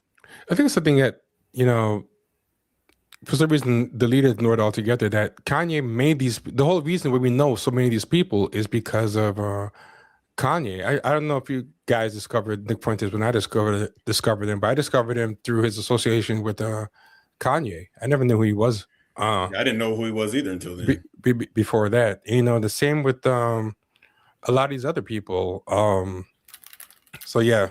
Being a neo-Nazi theme song at this point. It does not excuse him creating an entire genre of black Nazi MAGA influencers that we have to deal with, that we have to fight back against. What he went through is sad, it's tough. I understand, I saw it firsthand, but nothing that he brought into the world is excused by his diagnosis or lack thereof. We can have empathy, but still want accountability, and even sold t-shirts bearing it. One of the difficult aspects of having bipolar type 1 are the disconnected moments, many of which I still cannot recall. That led to poor judgment and am deeply mortified by my actions in that state, and am committed to accountability, treatment, and meaningful change. It does not excuse what I did, though. It doesn't even come close to excusing the things that Kanye did and to the evil and ignorance he brought into this world, because people got the okay and co-sign from him to be anti-black, racist, anti-Semitic, or white supremacist, MAGA, a Nazi, any of it. And you know, I really appreciate you said that a lot of people felt like they got the okay, you know, from him. It's not they did. What I did. Yeah. Though. I honestly didn't know any of these people because of Kanye. I didn't even know they were connected until this conversation. But I do think that it's obvious that, and I didn't make the connection because, like I said, I tuned Kanye out a long time ago. I want to say I started tuning him out around the time he was talking about that slavery shit, and even then, I was trying to give him the benefit of the doubt when he was on TMZ talking craziness. And even then, I tried to give him the benefit of the doubt, where I was like, well, maybe he's trying to make this other point, and he's inarticulate about it, you know, or he's saying it wrong. I didn't. So after that, I kind of was like, he just a motherfucker just be talking. To find out the extent and where he's gone with this is so disheartening and inexcusable. Putting these people, and I thought this guy made such a good point. Now that I'm knowing more of this, absolutely, Kanye's one of the biggest superstars in the world. Of course, some podcaster who's connected with him is blowing up because of Kanye. And Kanye is highly aware, if not overly aware, about his impact. And so he talks about it. So he knows that merely by just eating at a certain grocery store means that grocery store is going to sell out of groceries the next day. So he's like highly and acutely aware of this. So it really just bothers me that there are people trying not to make that connection. This guy is definitely making like really good points. Yeah, it's so night and day from the other video. And you know, I didn't realize this until recently, but Nick Fuentes has like a surprisingly big black fan base, like big for what you would think he would have. And I would not be surprised if a lot of those people, if you asked them, would also be Kanye fans. Charlie Kirk was a huge Kanye fan too, through Candace Owens, you know, because Candace Owens hung out with him, and I always wondered if they hung out together as well. But yeah, he's had 1 degree of separation for some of the worst people, and this was all going on during the Trayvon Martin, George Floyd era. Like, there's a lot of black people he could have been meeting with or talking to, but he was hanging out with the white culture warriors. I mean, a lot of the black culture warriors of the era are terrible too, but I'll take them over. I'll take Patrice Cullors over Milo Yiannopoulos any day. Yeah. Nazi or an anti-Semite. I love Jewish people. So are we just going to pretend like these never happened? First off, the swastika shirt is just outrageous till this day. How hard he was pushing Nazism does not get erased or made right by an ad taken out in the Wall Street Journal of all things. I'm a Nazi. I love Hitler. Now what, bitches? I'm racist. Stereotypes exist for a reason and they all be true. Fuck Virgil. I remember reading these and just being completely He drew fuck Virgil into the Nazi. Virgil's dead. He's so obsessed with Virgil. Got mad at was fuck Virgil. I'm like, what's wrong with y'all? Y'all don't see what this man is saying? He loves Hitler. He said it multiple times. Now what, bitches? Because he's challenging people because he's Kanye and nobody can say anything to him. None of this gets erased with that apology. To the black community, which held me down through all the highs and lows and the darkest times. And he's actually not wrong there because so many black people held this man down and I don't understand why. Super anti-black, spread anti-blackness, collabing and co-signing with people that hate black people, that outwardly despise black people. The Nick Fuentes and Myra's perfect examples of that. Any black people still holding Kanye down are partly responsible for how far he went to the alt-right because he felt like he could do anything and still have fans, which was true. Kanye really should have been done with most black people with slavery was a choice and the Confederate flag clothing and the MAGA support. All of that. Now understand we're not a monolith. I'm not the voice for black people. Everybody can speak for themselves. But as far as I'm concerned, saying slavery was a choice and then laughing about it, aligning with MAGA, co-signing white supremacists was all just a bridge too far. I don't care how great music Kanye makes. I don't care what moments of my life his music was there for or represented. At a certain point, you have to support your people, even if one of your favorite people is going against the community. The black community is unquestionably the foundation of who I am. I am sorry to have let you down. I love us. Let me be clear. In those paragraphs, Kanye acknowledged specifically an itemized list of things that he's done against the Jewish community or that could have hurt the Jewish community. He didn't even take the time or effort to say how he hurt the black community, to say aligning with white supremacists, saying slavery was a choice, putting Confederate flags on clothes, siding with all these things. Yeah, that is true. He gave a laundry list for the other stuff. Yeah, because it ain't Ralph though. Why he gonna give? Why he gonna give any type of bill to black people or explain how he hurt black people? We ain't Ralph. Yeah, this whole video is good, but I don't want to play the entire video because that I feel like that's a little disrespectful to play the whole video, even though some people do that. But everyone should go and watch the whole video and give him the click, But everything he says is so tight. Like I want to play the whole thing, but it's like I feel like if I do that, no one's gonna have a reason to then go check his video. But I did find it interesting. I have found comfort in Reddit forums of all places. That makes sense because he had to be pretty deep on the internet to find some of the people he found. Like, how did he find Sneeko? How did he find Nick Fuentes? Like, they were like for extremely online people. So I think we know he's a porn addict, so he was probably in the deepest, dirtiest. No, he found him through MAGA. Yeah, probably through MAGA, but also like through those porn searches. You find like a lot of weird because for some reason all those 4chan people are very porn obsessed too. Like, but he probably found it through MAGA. There's a weird intersection of like white supremacists, porn, and anime that just happens. I know he likes anime too. Like, but no, that was all I had to say. I thought that was a good video, and it was an interesting contrast to see two different ex-Kanye fans handle it very different. I thought I liked his way more. It was way more mature. It was way better than me. I really liked where he was with it. Well, one is pro-black and the other one's pro-troll. Yeah, but the worst thing is that at the end of it, he called himself pro-black and tries to frame his defense of Kanye as pro-blackness. Like, actually, you know what? I ain't gonna go back to that part because that part was crazy. He does do that. Let me show that part. And again, it made no sense. The same way most of it made no sense.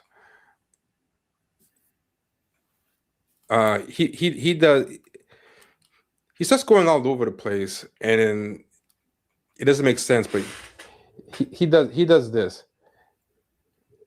I want to find it. Oh yeah. So okay, this is actually crazy because he actually shows a picture of him hanging out with Nick Fuentes, which makes it even weirder that he tries to act like, how is he supposed to know that white supremacists would run with his music? So he knows because remember we were talking about that he didn't do his research. And Kenny said he did do his research. He's just lying. Yeah. But he knew that Kanye hung out with them dudes. He's a major Kanye fan. He knows everything that Kanye does. He was just hoping that it would never get to this point. Yeah. To where now he, as a Kanye fan, feels like he has to answer for it. Yeah. Not everybody hears or sees sarcasm. Not everybody understands. Oh, it's sarcasm. You didn't mean people being abducted and brought into slavery and put into chains was a choice. What you were talking about is people making decisions that would enslave them financially and enslave their life. He said 400 years. I call that a choice. He was very clearly talking about real slavery. He was very, very clear. Yeah, it wasn't like a metaphor. He said 400 years in captivity. That sounds like a choice to me. So what's this shit that Joe Rogan's talking about? But you weren't talking about actual slavery. You're talking about modern day, like whatever. Yeah, but it was taken out of context, and it was taken in the. First off, it wasn't out of context because it was on TMZ. People saw the whole thing. Nobody cut it. Like it wasn't like. Least charitable way, and they decided to try to say, "Look at crazy Kanye. Look at this shit he's saying." Yeah. And then they medicate you. When you hear about slavery for 400 years, that sounds like a choice. Like, you was there for 400 years and it's all of y'all? So this is weird because the leader's playing his own self-contradicting information, but he's going to shoot Kanye bail anyway, which I don't understand. Like, it's even weirder that he's aware of the most damning evidence and he puts it up there and still just plows through it. Yeah. Like, it's like we're mentally in prison. I like the word prison because slavery. Can I go back to something you just said? Because I don't want to let it pass. You said that slavery was around for 400 years. At a point, it becomes a choice. Yeah, right now we're That's by making them react, I guess, right? Any energy you got is good energy. You know, the Confederate flag represented slavery in a way. The way my that's my abstract take on what I know about it, right? So I made the song New Slaves. So I took the Confederate flag and made it my flag. It's my flag now. Now what you gonna do? My dad was a Black Panther, but you know, when Disney makes Black Panther, now when you look it up, you don't see my dad protecting his neighborhood. You see this character that's made for Black people to idolize that was designed by a white person and put out by a white company. So it's controlling the narrative to say, we're going to show you Harriet Tubman, we're not going to show you Nat Turner. And they do it every Bro, that's like they the get. smart dumb nigga talk. And first up, how is Harriet Tubman weaker than Nat Turner? Exactly. He made Harriet Tubman sound like the distracting choice. Like they were both writers. I don't understand. Bro, if you let Kanye West talk for 15 minutes, you're gonna be like, man, this is the dumbest motherfucker I've ever heard talk in my life. He's like, that's what they show was Harriet Tubman and not Nat Turner, as if Harriet Tubman was great for slavery or white people. Like she's clown. Like that's ridiculous. First off, I hate when people even do that with Martin Luther King, when they say that's why they celebrate Martin Luther King, but not Malcolm X. Like Martin Luther King was some kind of coon. Like right. Anybody who was willingly and knowingly walking to like facing death every single day is braver than any of us. Like this idea that only like Malcolm X was brave, but like Malcolm X was like only Malcolm X was brave, but Martin Luther King was like some coward or whatever. That dude knew he could die any single day. Like and he still did what he did any day. So it was like, be quiet. You won't even loud talk your boss. So it was just stop. Yeah, for real. Yeah. Yeah. Maleficent, they called her race of people the Moors, and the Moors are. And I just saw it again. I was just like, "Yo, if you erase our history, most Black people think we came from slaves. We don't." This is crazy. He's like an anti-Black Hotep. He's like anti-Black, but he's also uses Hotep logic. Know our bloodline, and we're given Black History Month, and we take that like it's some gift to us. No, it's a programming to us, because also this is what happens when you call somebody a genius who ain't a genius. Nobody gave us Black History Month. That pisses me off so fucking much. Nobody gave us shit. Black people created that for themselves. Shout out to Carter G. Woodson. Yep. What the fuck is he talking about? Nobody gave us Black History Month. Remember when you first found the text messages? How does that make you feel? It makes you feel depleted and defeated. Like I said, I hate the subgroup that Ye created by taking this route. I do understand his frustration behind it. I just wish he would have did it in a different way. But his frustration behind what? Is he saying that was all good? What does it mean? I understand frustration behind it. We took a different route. Like, no, it's not the route. Like, you know, if I'm driving a Hitlermobile, it doesn't matter what streets I take it down. The car is a problem. But you don't have to agree with. He should have driven the Hitlermobile down, you know, a major street. He should have went down the side street with it. with something to understand why it exists. That's nuance. You see what I'm saying? So And he's saying black people lack the nuance to understand what happened. Hosed down, So listen, the leader's gonna low key diss black people here. Remember when I cheated on the text message? in this route. I do understand his frustration behind it. I just wish he would have did it in a different way. But you don't have to agree with something to understand why it exists. That's nuance. So black people lack the nuance to understand what Kanye was going for. Okay. You see what I'm saying? And he has to accept full responsibility over this shit because everything is a cause and an effect. Just because you're trying to troll, just because you're being funny, just because you think it's cool to hurt certain people because you're upset, that could cause a wildfire of things that you didn't want to happen. So basically, he didn't want to do anything bad when he said this stuff. And if he's truly upset with Myron and Tate and Sneako's dumbass, he has to understand he fueled them. He made them feel like that's how he wants things to go. He can't take that back. He decided to do that. You got to take accountability with that, man. Straight up. Because I can't stand that fucking subgroup. I bully Myron all the time. On Twitter, on here. I can't stand them motherfuckers. But Ye gave them that fuel. Straight up. All right, so I had this vision of performing at the Grammys wearing a t-shirt and crying because we broke down all the walls of censorship to break down all of the woke and the Me Too and the cancel and all of these ideas between all of the tweets and the songs and the music and really, you know, all the threats, the threat of death, the non-threats on money and cutting off the finances and all that happened that we went through this war to like really fight for our freedom as artists because you can't be artists if you can't tell the truth. You're no longer an artist anymore. You're now a commodity. You're a slave. You have to say exactly what you're thinking. And by you saying exactly what you're thinking, that's how the universe moves forward. God puts these. I don't understand why he's playing this stuff. Is this supposed to make Kanye sound? He thinks this is. Listen to me. Yeah. He thinks this makes Kanye look like fucking Malcolm X or some shit. He really believes this shit. Is that what you think he's doing here? Listen to what Kanye said. Kanye, this is the thing. I said this earlier. Everything that Kanye is doing is what he wanted. So for him to have all this backlash, motherfucker, you asked for this. But he leaves it off by like it's weird. He acts like he's holding him accountable. He's like, you got ready to put a battery in these people's back or whatever. But then not everyone has a nuance to understand. So I'm like, wait a minute. He thinks this is some high level 3D 4D chess. But I just don't get what he thinks he did wrong then. Like what is the wrong thing he thinks he did? He don't think he did anything wrong. He just, you know, there's people out there that do fucked up shit and they're not remorseful because they're wrong. They're remorseful because they got caught. Well, see, that's what I'm saying. But he's making it seem like there was some kind of miscalculation that he did where he didn't realize who he was getting in bed with. But I don't think I agree with you. He's not mad at them because he's renounced these views or they're misinterpreting his views.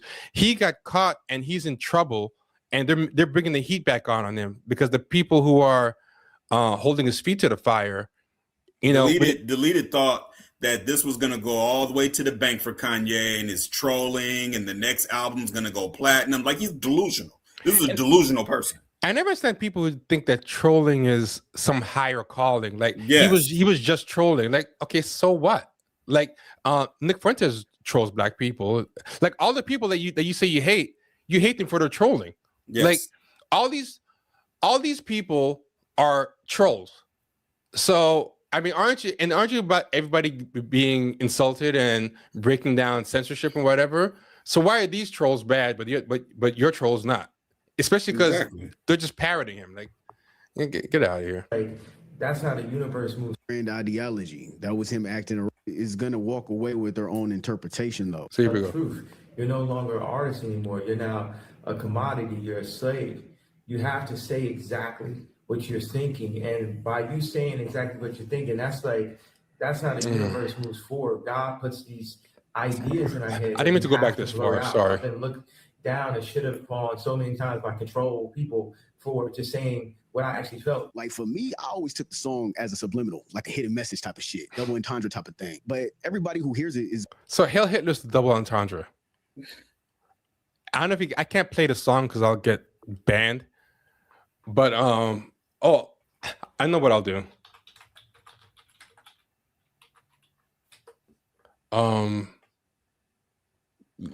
the lyrics.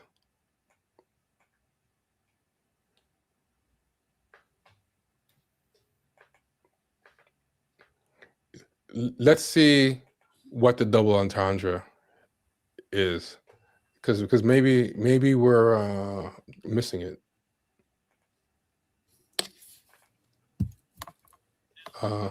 Nigger hail Hitler, nigger hail Hitler. They don't say anything to say on Twitter. Nigger hail Hitler. They don't say anything to say on Twitter. All my niggas Nazis. Nigger hail Hitler. All my niggas Nazis. Hail Hitler. She wanna fuck in the Benz. I put the chrome in the Benz. Niggas say I'm a masochist. My bitch keep fucking my friends. Nigga get mad at my Twitter. I swear these niggas be taking the bait. All my bitches is white because I got so much self-hate. Niggas be acting like F words so much. I think they might be Drake. Okay, that's funny. Niggas that change the world do shit they do and be so gay that there's a line about being a cuck that is not here for some reason. Okay, yeah, I guess people, I don't know. There's a deeper meaning there, and we're missing it, I guess. When somebody else finds it, let me know. Yeah. I don't think it's a whole thing, because I've heard stuff where he talks about being he says I'm a cuck and stuff like that. But anyway. Is going to walk away with their own interpretation, though. That's just how music works, whether that was the artist's intent or not. You see, the way I heard it, it was Ye going against the system, going against the grain. That was just Ye going against the system. Okay. Stepping out of line on purpose, knowing damn well he wasn't supposed to. Going at people he felt were the leaders, the gatekeepers, the ones using certain situations and institutions to suppress them. Okay. I'm going to repeat everything he said here. Right? Tundra type of thing. But everybody who hears it is going to walk away with their own interpretation. Okay. Though. That's just how music works, whether that was the artist's intent or not. You see, the way I heard it, it was Ye going against the system. Going against the system. Going against the grain. Going against the grain. Stepping out of line on purpose. Stepping out of line on purpose. Damn well he wasn't supposed to. Knowing damn well he's not supposed to, right? You guys are with me, right? Using certain situations and institutions to suppress them. Because they're using certain institutions and things to suppress them. To me, that wasn't some grand ideology. That was him acting irrational, acting like an ass. Okay. How does that differ from these guys? Every single thing he said can apply to these guys. That they think the system's holding them down, think the system's oppressing them. They're acting out and trolling to make a point, to show that the system can oppress them. They're being sarcastic, whatever. Every single thing he just described about Kanye applies to these guys. I don't understand why he hates them, outside of the fact that I think he's jealous they get access to Kanye and he doesn't. That's the only thing I can think. I mean, am I crazy? If I'm wrong, like no. Okay, I don't know. Wait, no. You gotta remember, we're using common sense. He's thinking because he thinks he's Kanye. Yeah. He thinks that he can think for Kanye. I know what Kanye was doing. See, you don't understand. See, Kanye had this planned out. No, he didn't. You don't understand. He loves me. He only beats me because he's got that kind of logic, Kanye. Press him. Now, this is the worst part. To me, that wasn't some grand ideology. That was him acting irrational, acting like an ass, acting like a jackass. A jackass who's frustrated and swinging at everything. Okay. Yep. Let's hold a second, though. I will say this. Yeah. If we think back to who Kanye has always been. Yes. This is so consistent. The audience. It's on brand. It's on brand. The audience that he attracted and the podcasters and folks that he uplifted, all of that is in line. Like he's been a troll since day one. And at the same time, this whole ideology of I'm the victim, everybody's against me. I'm actually so great, and nobody else seems to understand it. That is full of red pill. Like that's how red pill thinks. There are these disenfranchised white boys and these disenfranchised incels and these people who feel marginalized and alone. That's why they connect to Kanye. There's a reason why some of us fell off after my dark twisted fantasy. Yeah, I was off of him. Like I said, graduation was pretty much my last one for him. So there's a reason why the others didn't connect with us, but yet he was still growing and blowing up and becoming a bigger celebrity. He started making I'm a victim. I'm a victim. When you listen to the lyrics of the Hail Hitler song, or at least what he said, the reason why it is because these people have done this to him. They won't let me see my kids. There's never any accountability, just like the red pill dudes. There's never any accountability for anything. It's always somebody else's fault. Is always doing that. You're right. Yeah, it's always somebody else's fault. Somebody's always oppressing them. They're always misunderstood. They want to troll you and make you mad until the consequences get too deep, and then suddenly they were just joking. It's your fault for not understanding that. Like it's textbook red pill, and he's doing the same thing. He's not that different than them.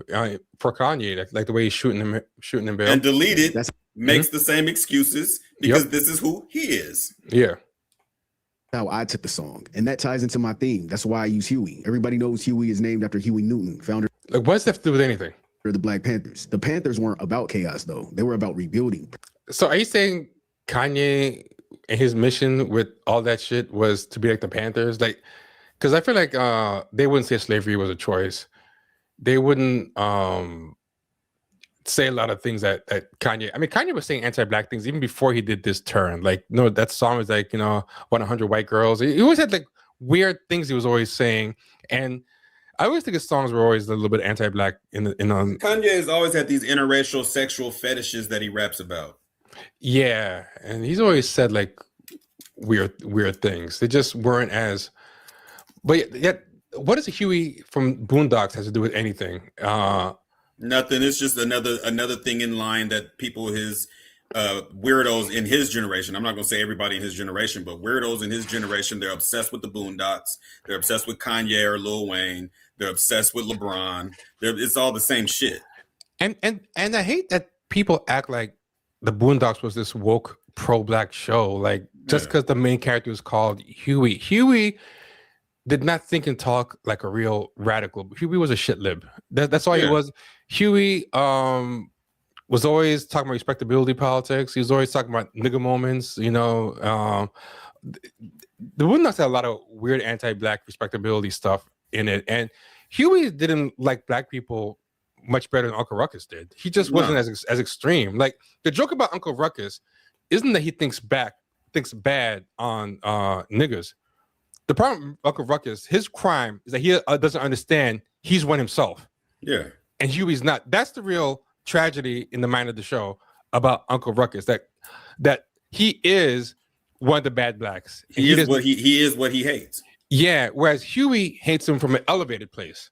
But I mean, if you look at the whole nigga moment speech or the Itis episode where they talk about how deleterious black culture is to a respectable society. If you create a soul food restaurant, everyone's going to become like lazy and like there's a lot of weird Aaron stuff. Magruder is a shit lib. Yeah, he totally is. And that Martin Luther King episode is terrible. And they realized that they've been letting Martin Luther King down, so they stormed the White House and attacked Bush. They become Democrats and vote like that was the big, like, okay, whatever. So I'm sorry, like using the Boondocks as your example of your pro-black cred, I think is terrible. I took the song, and that ties into my theme. That's why I use Huey. Everybody knows Huey is named after Huey Newton, founder of the Black Panthers. The Panthers weren't about chaos, though. They were about rebuilding, protecting communities. What does that have to do with anything? And resisting systems that were actively harming them. So that's why I use that Huey Boondocks clip of Huey kicking the police's ass over that song. To me, it symbolized rebellion. The beat, the tempo, it sounded like... Vita, I don't know if you know this, but he's talking about that Hail Hitler song. He uses that as his theme song. This guy deleted. And he's explaining why he uses it. So basically, he's saying that he uses it for pro-black reasons. And in the spirit of Huey kicking the cop's ass in Boondocks, and in the spirit of Huey Newton, like I just don't think Huey Newton would do that personally. That's a whole bunch of more smart dumb nigga shit. Yeah, it's the weirdest connection. Like, so is he saying he uses the song to express these feelings of channeling the Black Panthers? Because I think there's a lot better songs to channel the Black Panthers than Hail Hitler. Villain music, because he literally says I'm the villain. Shit, it fit. You can't rise as a people. And now he's gonna bring Malcolm X into this. Until you rise in your mind. Mental slavery ends the moment you decide to think for yourself. And because so I think he's trying to connect. Like he's trying to say, hey, Martin Luther King, Malcolm X said something similar to what Kanye said. Yeah. Oh, this is always gone against the grain with my own content. I try to give y'all unfiltered shit as much as I can, but let's be real, there's only so much you're allowed to say before they try to shut your ass up. And that's how I've always taken the song. And honestly, some of Ye's like tweets he's some type of fucking revolutionary. Yeah. What the fuck are you talking about? No, he likes the Boondocks though. Okay, I know y'all kind of passed this part of the conversation. I was listening this whole time. I just had to cook dinner and eat. But one of the things that I really get annoyed by is people who are these fake activist revolutionaries, and then but they have done nothing. They've accomplished nothing. They're not involved. They just try to frame themselves as being some sort of like, oh, but I'm, that's why you're not deep. You're not smart. You're not somebody who has been well read. You're not even anywhere close to a Huey Newton. And this takes me back to something me and Kenny talked about. We're talking on the phone. We're talking because he sent me, what was that bullshit you sent me? They were making a good point. Then they ventured off into some other dumbass point. What was that, Kenny? Oh, I don't remember. And they were talking, somehow were making one good point. And then somehow they ventured off into talking about Booker. What was the topic though? I don't remember. I don't remember. You be sending me. We be talking about all types of shit. I don't remember. So, but somehow he ventured into. It was FD Signifier. Oh yeah, okay, I remember. And it was a video he did. Damn, what video was that? Because their commentary was actually really good on whatever they were talking about. But then it started venturing into some bullshit, and Then he went to. He got smoked for Booker T. Washington. Yeah, I do remember that video. I do remember that. And I'm always like, okay, who the fuck are you? What could you have ever accomplished in your life close to the things that Booker T. Washington has accomplished as a person who was enslaved as a child? Like, think about that. Yeah. You might not agree with all his ideology or feel like, it was when he was talking about Glasses Malone. And he was trying to make it like, I don't always agree with everything. See, if Glasses would just read some feminist ideology and all this other kind of stuff. And then he brought up Booker T. Washington. It was it was the video talking about dumbing down rap lyrics. And I was like, why, if you feel this way, why don't you say it to Glasses? They were responding to the South stuff. That's what there was a that way. Why don't you say it to Glasses when he was on the show? Yeah, I don't remember the feminist thing, but I do remember him talking about the podcast where they were talking about how people in the South don't like lyricism. Yeah. And they were responding to that video. And their response to it was A1. They started venturing over into some dumb shit, brought up Booker T. Washington, and then he said he had smoke for Booker T. Washington. Yeah. What pisses me off is when people who have never been enslaved are 2, 3, 4 generations removed from the shit, talking about what you would or wouldn't have done. Oh yeah, during slavery. You know what I mean? Or Reconstruction or the 60s. Like, I don't want to hear you say this shit when you don't do shit now. That's what Kanye was doing when he was talking about 400 years, nigga. Under threat of his life, that man built universities. Yep. Think about that shit. He did a lot of good stuff for Black people. I mean, he may not have said what you would say today, in your comfy setting, but that was also 125 years ago. After your college degree in sociology class, right? Yeah. Where you got to sit there and reflect on the impact of the work that he had already done. Of something that happened to him that you never went through. That you not only never went through at an era that you had to figure out how to fucking survive and live.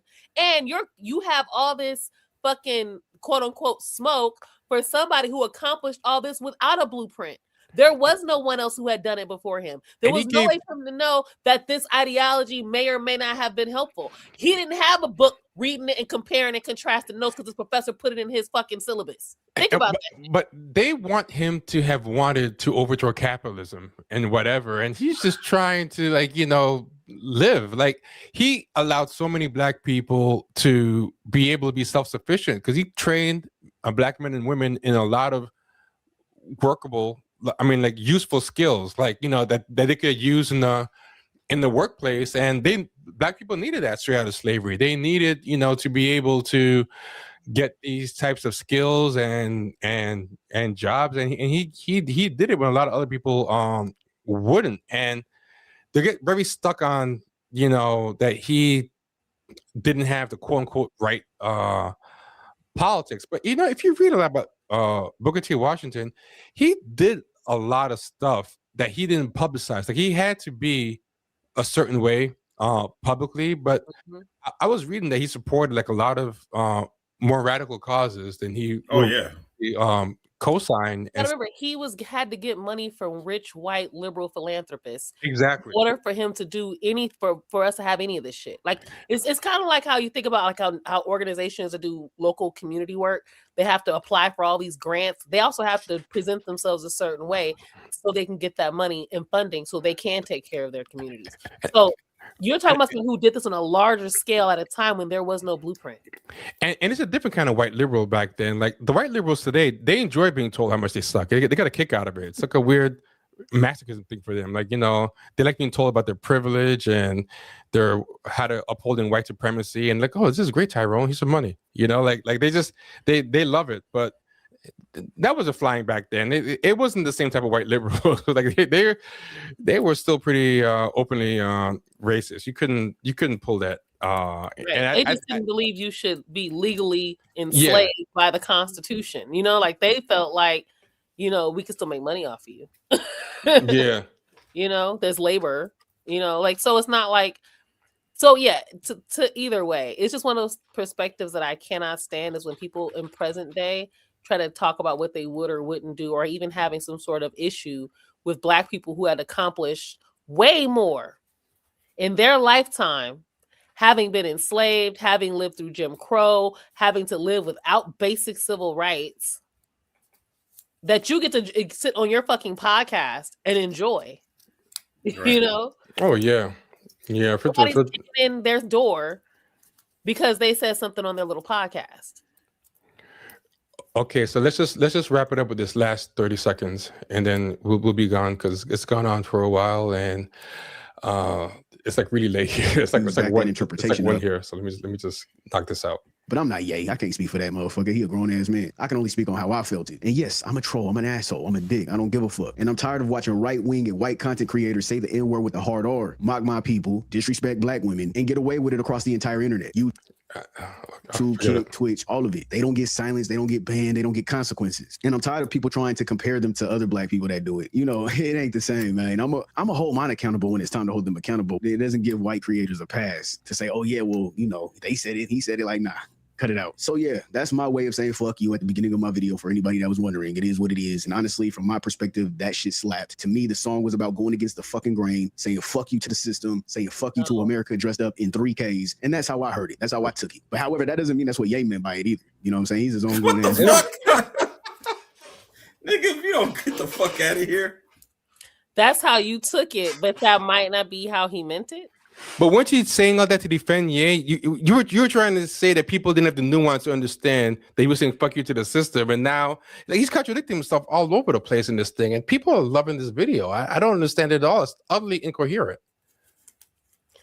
This shit is so inexcusable. I don't even know how you can fix your face. And for someone to have at this point, like, okay, maybe the first few times. We're in 2026. This shit been going on for damn near 20 years. Like, let's cut the bullshit. At this point, we gotta just accept what it is.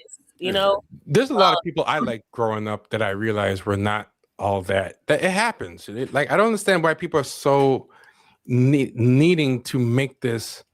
Yeah, we grow older. We grow apart from our old ideas. We grow apart from, like, I can sit and listen and watch people or listen to music from my past or whatever and be able to understand that this person is insane. And what they said and did that I've learned about since then, since this moment in my childhood, everything I've seen has been consistent. This person is insane. But I also have come to a point in my life where I'm not surprised by anything a celebrity does. At this point. Oh yeah, no. Yeah. So I'm not surprised. No matter who it is. The last thing I'm gonna say is I feel like millennials have a lot of legacy anxiety because I just think they feel a lot of the best of everything stopped the generation before them, and that all their icons are kind of imploding or whatever. But I think part of the problem for millennials too is all their icons lasted too long. Like no other generation had a run like millennial icons had. Like LeBron James is like some unprecedented like 15-year career. Nicki Minaj has been the #1 female rapper for God knows how long.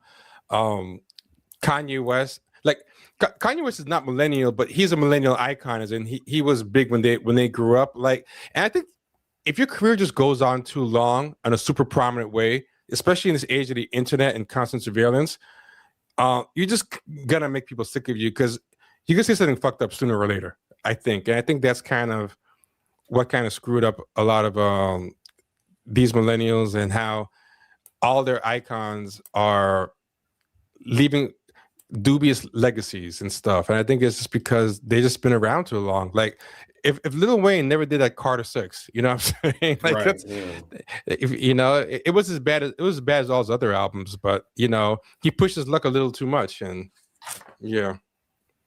Anyway, that's it. None That's all I of have to say. them. They just don't know when to go home because they've been able to have their fame in an era where you can attach your fame to so many other things, so many other vehicles, and then all you got to do is get on social media trolling. You have people that you have stan culture, which is crazy. So there's always going to be ways for these people to stay relevant. To whereas back in the day when your time was up, hey man, when Rakim's time was up, his time was up. Oh yeah. I mean, you know what I'm saying? When Kane time was up, Kane time was up. None of those guys had a peak more than 4 albums. Like most of them just had 3. Like even someone like Michael Jackson, there's really 3 main albums, like Off the Wall, Thriller, and Bad. And yeah, Off the Wall, Thriller, and Bad are like the 3 main ones. Yeah. And you know, everything was there was music after that, and we love Michael Jackson, respected his genius and all of that. But when by the time that Dangerous album came out and the album after that, well, we was on R&B moved on, Mary J. Blige was popping at the time, and Jagged Edge, and all the, you know what I'm saying? Things had changed. Yeah, millennials had a long run at the top. Look at Drake, like 15 albums as an A-lister. Like, there's just no way you can gonna keep the quality the same.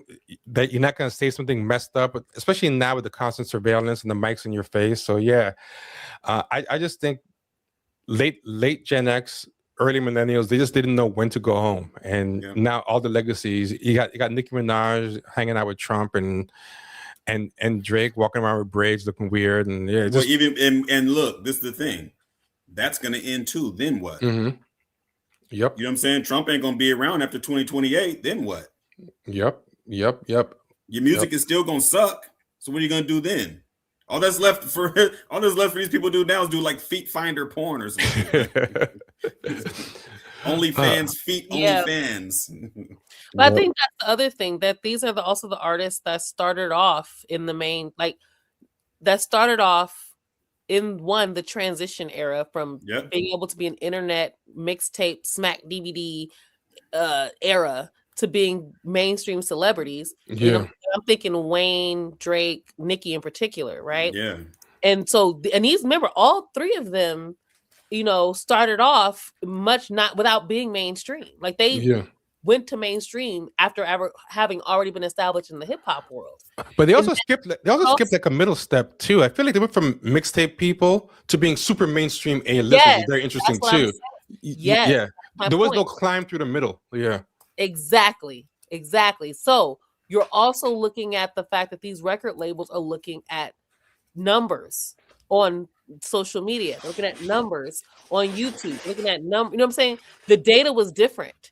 Yeah. Like the access to the data was different. And not only are they seeing it, your audience sees it. So we see how popular someone is becoming, right?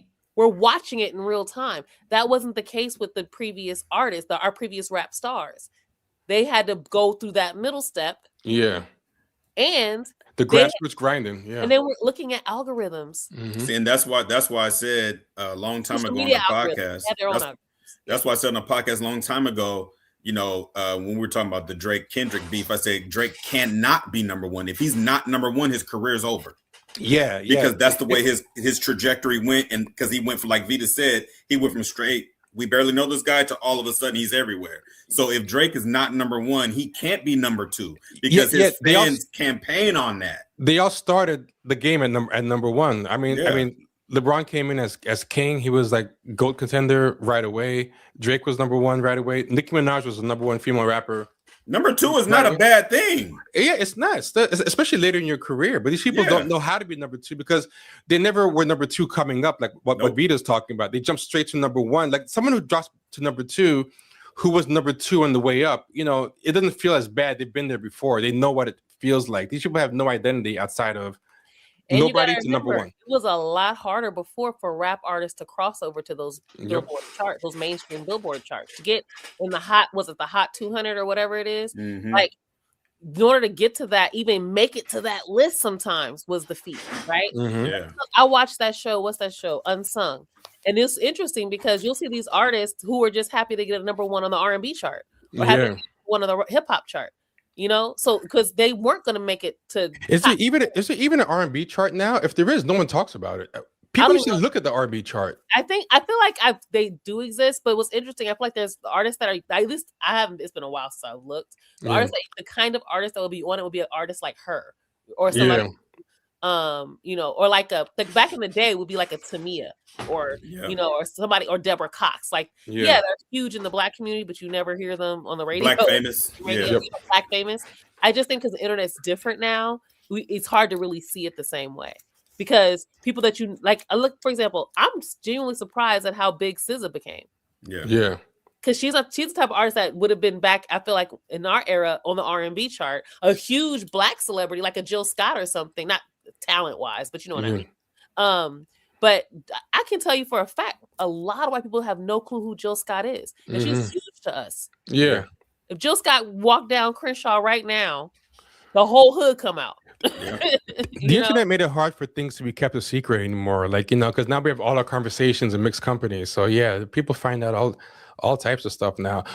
Everything is shared now. Like, there's not really like black and white sites like there used to be. Remember, it used to be like the black version of MySpace and all this stuff, like the Black Planet and all this stuff. And now everything is, everyone shares the same YouTube, everyone shares the same Twitter, and I feel like that must have changed something. Like people.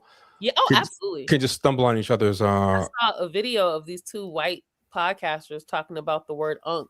I was just about you was living in my brain. I was just about to say that. Yeah, there's no secrets anymore, man. There's no cultural secrets. God, I was just about to say that. They thought "unk" meant uncool, and "unk" is like a very respectful term. But they don't know, like, but they see younger people say it to older people, and they think that this is a negative. That's so funny. And think about it like this. Remember when Ava DuVernay got lit up because she said she's not auntie?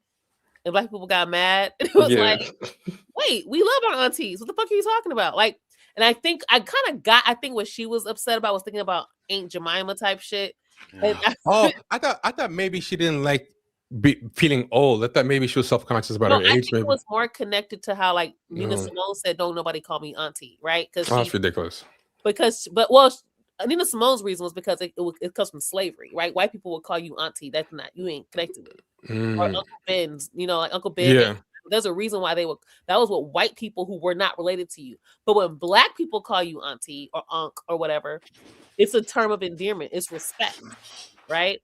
Like, I was growing up, you damn sure that if you was close to somebody in your family, they were your aunt. They weren't even blood related. They were just your mama's bestie, you know? So this is my belief, but your belief makes sense too. I can't get in her head, so I can't say if your belief is right or wrong. But either way, no matter who is right about it, I think her reaction was a little weird. Well, which is why Black people were like, "What are you talking about?" When we said, we're clearly meaning it respectfully. So I feel like white people kind of just, you know, hop on shit. They totally changed the meaning. Like they did it with woke, and I've given up. I've just accepted that their definition is the definition now. But also, like, anything liberal in their mind. Simp is another one that they've destroyed. Like, simp just means anything now. A pick-me is another one. Yeah, that's another one. Was when it first started, I used to love it because those women used to get on my fucking nerves. For people who don't know what a pick-me is, and this irritates me all. I see this on Instagram a lot. They use it wrong. Pick-me is not merely a woman who disagrees with other women. A pick-me is a specific type of person. So this is what would happen. This is where the term came from. Facebook is where it really came from. So a guy would post some shit on Facebook like, you know, women don't cook for their men anymore.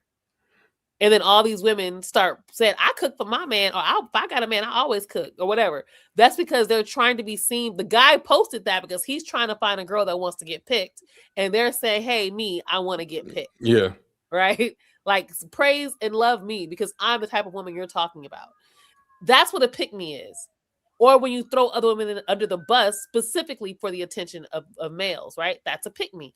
They use it just because you disagree with another woman.